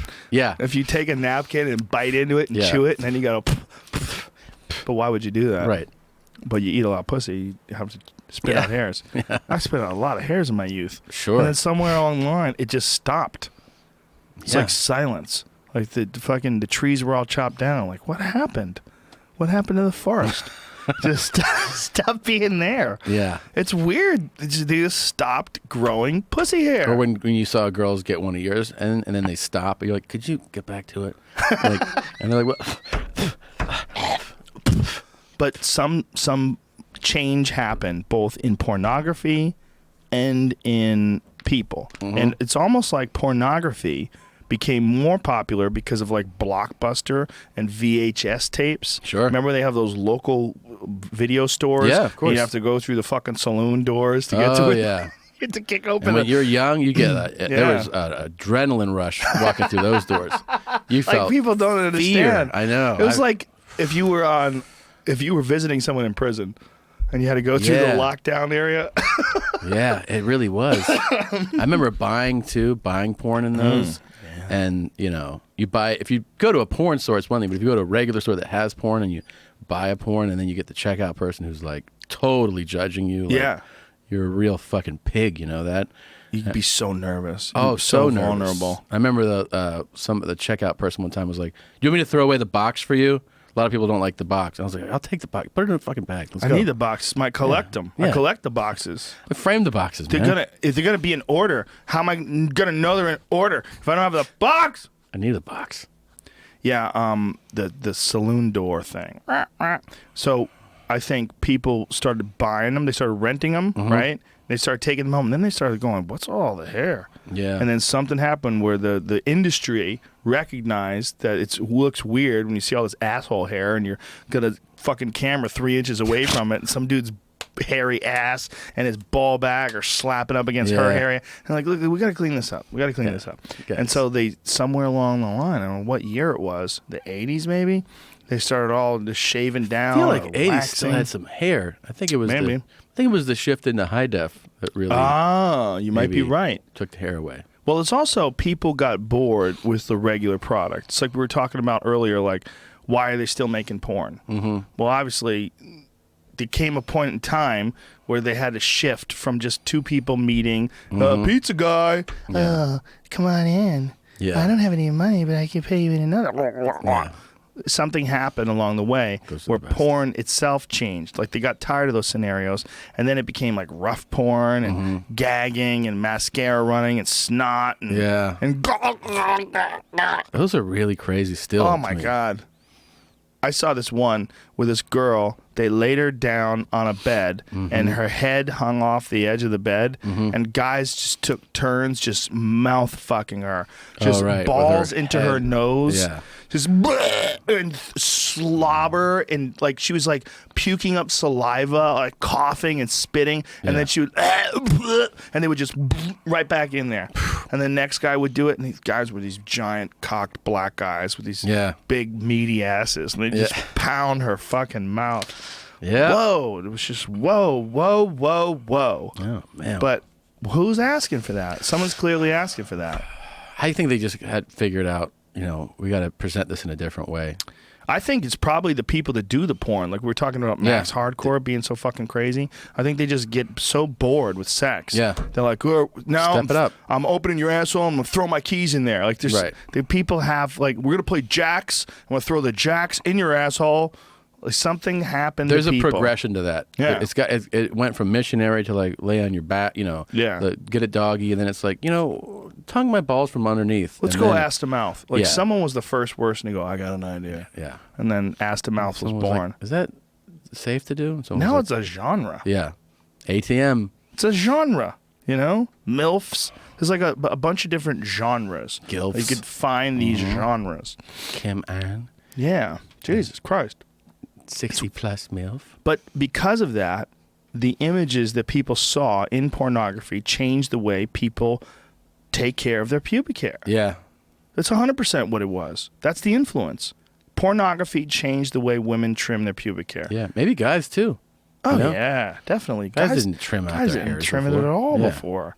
Do you manscape down there? Sure. Is it like your neck in the Thriller thing, where it's like beard, beard, beard? It's no not, hair. No, it's not. Hair, chest, clean cock, and clean That would be bikini line, so weird. hairy legs. That would be so weird. It's just not as crazy down there, but yeah, I definitely do some maintenance, man. You know, I like having a pretty clean ball bag. That's a good move. And then hair grows on the shaft. I trim that off too. How much hair grows in your shaft, dude? Just like my beard, like this. What is going on with your dick? No, it's just a You few. got a wolfman It's a dick. few. It's a few. Your dick is a werewolf. But I'll shave all around it, man. I'll trim all around that. Do you shit. shave your asshole? No, I did it once. I had it waxed once. I did it once and I tweeted about it. People got mad at me. Why? Oh. It was great. Like, I gotta what- say, I want to go back to it. Shaving your asshole? No, I had it waxed. And Why'd you do that? for a radio show, but What radio show? Bob and Tom. They waxed your asshole? Yeah. Oh. But the Explain further, please. they made some comment about waxing and hair, and I said something to them like, well, next time in town, I would do that, to my ass, because I'd heard about how it ups your wipe game so much. Oh yeah, I would imagine. Well, they did it. It was fine. Like, it wasn't that crazy to do. It wasn't as painful. No. Who did it? They had a local people that waxed. Male or female? Female. A girl saw your asshole. She waxed it. Yeah, she She got in there. She got in there. Did she have like those Rubbermaid gloves? She had some type of glove on, yeah. Yeah. Yeah, and then, she was putting hot wax in my ass. Imagine and if she didn't. You'd be like, Yeah. Are you professional? she's pulling off with her teeth. And But here's the thing. Uses her fingernails. For chips me- it away like a sticker. The memory isn't even getting waxed. It's how great the wiping was for 6 weeks after that. 6 whole weeks until the stubble starts kicking in. And Yeah. You have unbelievable taint itch. Yes. Yeah, the taint itch was other level. But I didn't even know what it was like to wipe a few times. Yeah. And be like, yeah, I'm done. Because when you have a hairy ass, Yeah. Oh, it's you're like disaster. smearing shit onto the top of your head. Picture that. That's what you're doing And with you- your hairy ass. And you never quite get done. Dude, you just go, I've gone good through enough. a roll of toilet paper for a normal shit to clean my ass. So disgusting. So one time I decided I was shaving my ball bag, and I trim first, and then I get in the shower, and then I use a razor. Right. So I'm razoring my ball bag. Let me just fucking get in there. Yeah. And so I lifted my leg up because I'm quite flexible. Right. I put my leg up on the wall and just looked down there and Wow. just started shaving away and just the visual is amazing. hacking fucking trees out of my asshole. Oof. First of all, I couldn't believe how long my asshole hair is. Yeah. It gets long. You get some length on it, Yeah. yeah. It gets like more than a beard. Mm-hmm. Yeah, or a crazy beard, like maybe like a Rasputin type beard. But how'd you feel after? Great. Yeah. First of all, my farts changed. The sound. I was like, I couldn't. It's almost like before. I was like farting through the forest, and now it's like yeah, all my farts were like wet. And so, because it gets muffled with that hair. Quack. Right? They sounded different. Yeah. They literally sounded different, and they know. were louder. Now that I couldn't beautiful- sneak them. That beautiful beef cream was coming out. Beef cream. What the fuck is beef cream? There's this guy that we found on our podcast. What's his name? His name's Thursday Lane. Oh, this is another guy. This isn't the other guy, the fart master it's not. guy. It's not King Ass Ripper. This guy is named. Found a new guy. Yeah, his name is Diego, but he goes by Thursday Lane. And He has a fucking name. Yeah, he's like got a rap name. Yeah, and he Oh my wants to God. be. He wants to do fart fetish porn. That's his dream. So he posted all these videos about how much he loves farts, and that's how we got in touch with him. And he has a description for whatever type of hair color you have, he associates it with a different type of cream or broth. That's the smell to him. Oh my God. So if you have brown hair, you have beef cream farts, and if you have this is him. this is him, yeah, Thursday Lane marries a fart. What? yeah. This is I'll play this. What does that mean? you'll see. Marries a fart. if you're a guy with a cock, picture me marrying your farts, where you're like the beef chicken. Oh, he's gay. Spicy cream. Yeah. Can I marry y'all farts for life, please, please? What is up with his hair? The time is It's now. different. Ready? 1, 2. I just married fart for life. Thank you. These are the 3 rings I got. So a guy farts in his face and he gets Yeah. super excited. Yeah, he loves it. I mean, you don't understand. So, you know, if you have, He really does like it. oh, he loves it. He's not kidding. Oh, he just did a flip. Well, he's even the way. Jesus Christ. His face is that in guy's there. eating that guy's ass. Yeah. I wonder if the guy who's farting in his face is gay or not. I don't think he is. He No? works for that because we talked to that company too. Company? Yeah, because we talked about them on our podcast. What kind of company are we talking about? It's hotmovies.com or something like that. So they heard him on our podcast, and then they contacted him and shot that interview. That's hilarious. But he has a description for every hair color. So if you have white hair, you're a silver trout cream. If you have blonde hair, you're chicken cream. If you have so he associates these. It's really intense. He has a whole list of, and he calls your farts beautiful guppies. Oh my God! What the fuck is wrong with him? He loves farts, man. Did you ask him how this all happened? Yeah, he likes to ramble though, so I couldn't really keep him. You know, he kind of goes off on some stuff. Oh, you so. were on the phone with him, not in Yeah, real life. right. Yeah. So he was just. I was like, all right, man, we got to pull this in. But I even said like, oh, I feel like I got a little beef cream today, and he goes,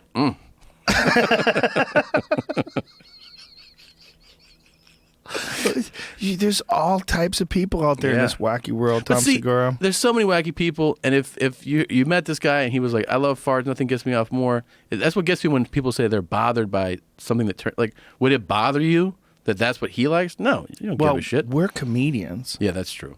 Yeah. Yeah, I mean, that is what it is. We're freaks. We're not regular. that's true. I mean, there's a lot of freaks out there that have regular jobs that don't care either, but we're freaks. Yeah, You know, in terms of society, yeah, we're about as freaky as it gets. that's true. We're looking for this stuff. I mean, you contacted this guy. Yeah, You wanted him on your show. Yeah. You got the Throat Master. What's her name? Throatzilla. Yeah. You had her on your show. true. We Yeah. We're seeking it out. yeah, Yeah. and loving it. Of course, by it's the the way. best. It's the best. I wish I met somebody like that every day. Why not? Right? Yeah. Yeah. Look, why just not? like a professional cycler, I gotta pee. Oh, well, we're done anyway. Are we? It's 5:00, man. Yeah, we Long did 3 time. fucking hours. I'm gonna turn God this damn, on. Tom Segura. know. That was fun. That was fun. What are you doing here? Right here? Monitor your peeing. You're turning that on. I'm turning it on to go pee. Why? Why? What? No, I'm I'm a vlogger, man. Oh, you're vlogging. I'm vlogging. The people started saying that. Mm-hmm. Excuse me. I'm not in support of people saying it. I don't mind I reading make fun of it. I make fun of it. Vlogging. Vlogging is a funny Yeah. term to me. I feel weird just standing there pointing at you have a handle on it like it's a gun. I've had it stick out of the jacket, by the way, and I've seen some people's eyes go like, Let me ask you this. Yeah. Yeah. Why that and not just a phone? Because it seems like a phone would make it easier to upload. The video's just as good. It's not? This picture quality's got to be better, but much better. Yeah, Jamie? It's easier to edit those videos. It's hard. It's actually not so easy to get the video off your iPhone. You got to connect it to your thing. You can just take that card out and plug it in your computer. Oh, It's okay. not like it's super hard, but it's a little bit easier to deal with those. Okay, I see what you're saying. Okay. Well, But you know, I would think that just having a phone, it's easy. I always have a phone. you're right, but I think this picture is Better? Yeah. Oh, I'm sure it's better. Yeah. I mean, that thing sticks out. You're It right. sticks out. The lens sticks out. That's real. It's real. It's real shit. All right, I'll knock it off. All right. No, you don't have to knock it off. Well, you know. I just want to say, everybody, if you're watching this, Yes. you need Tell to watch Tom Segura on Netflix starting January 8th. It's called Mostly Stories, and it's fucking hilarious. And I've seen most of what Mostly Stories is, and it's gut-wrenchingly hilarious, you fucks. Go before you watch F is for Family or Narcos or any of that shit. Watch Mostly Stories, January 8th, Friday on Netflix. All right, folks. That's Thanks, it. Rogan. Podcast is over. Tom Segura on Twitter. You can also listen to Your Mom's House. with Tom and his lovely wife, Christina P. Congratulations on the little bambino, the little Thomas Segura with his giant hog. Grazie, All right. Grazie. All right, fuckers, that's it for the week. We'll be back next week with lots of awesome people. Bye-bye. Big kiss.